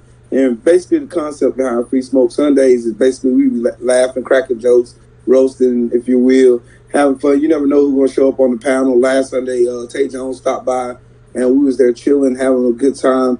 You know what I'm saying? Just I just really want to just get my channel growing. I'm really thankful for all the people who joined and hit that subscribe button last year. My channel grew by 420 subscribers last year. I'm so thankful for that. We're continuing to grow, and I'm thankful for everybody who thought enough for me to hit that button for me. I appreciate every last one of you guys. Thank you, Stormybman, for having me again once again on your show. I appreciate it. Thank you for the fantastic work that you do over here, man. It's always a pleasure to get a chance to grace the stage with you, man. Thank you again for having me over here, and salute to everybody in the chat, man. Oh yeah, and we're gonna have you back, man, for a lot of more. We got some more for them. If they get up, we got a lot of more. And as we sign off here, just hang on for a moment, mute your mic. When we clear the show, I still want to rap to you for a moment, and I won't hold you long. But yeah, man, this has been a great show, great conversation as we talk about New Year's End and years begin, as we talk boxing for 2021, a look ahead. And we'll be back next week, same time, talk about this sport, and we're gonna talk about if we can get some of these matches that we really long for, and these guys circling each other in this shallow pool. We need to push them into each other and make sure they start rumbling. So we want to see it take place. But for my man, Boxing Conversations with Reggie Owens, our guest, I am Ill Will. This is Stormy B, man. We're going to sign off for now. Say peace to everybody. Happy New Year again. If you didn't smash that like button when you came in, please do it on your way out. And we'll catch you guys on the next one. Peace.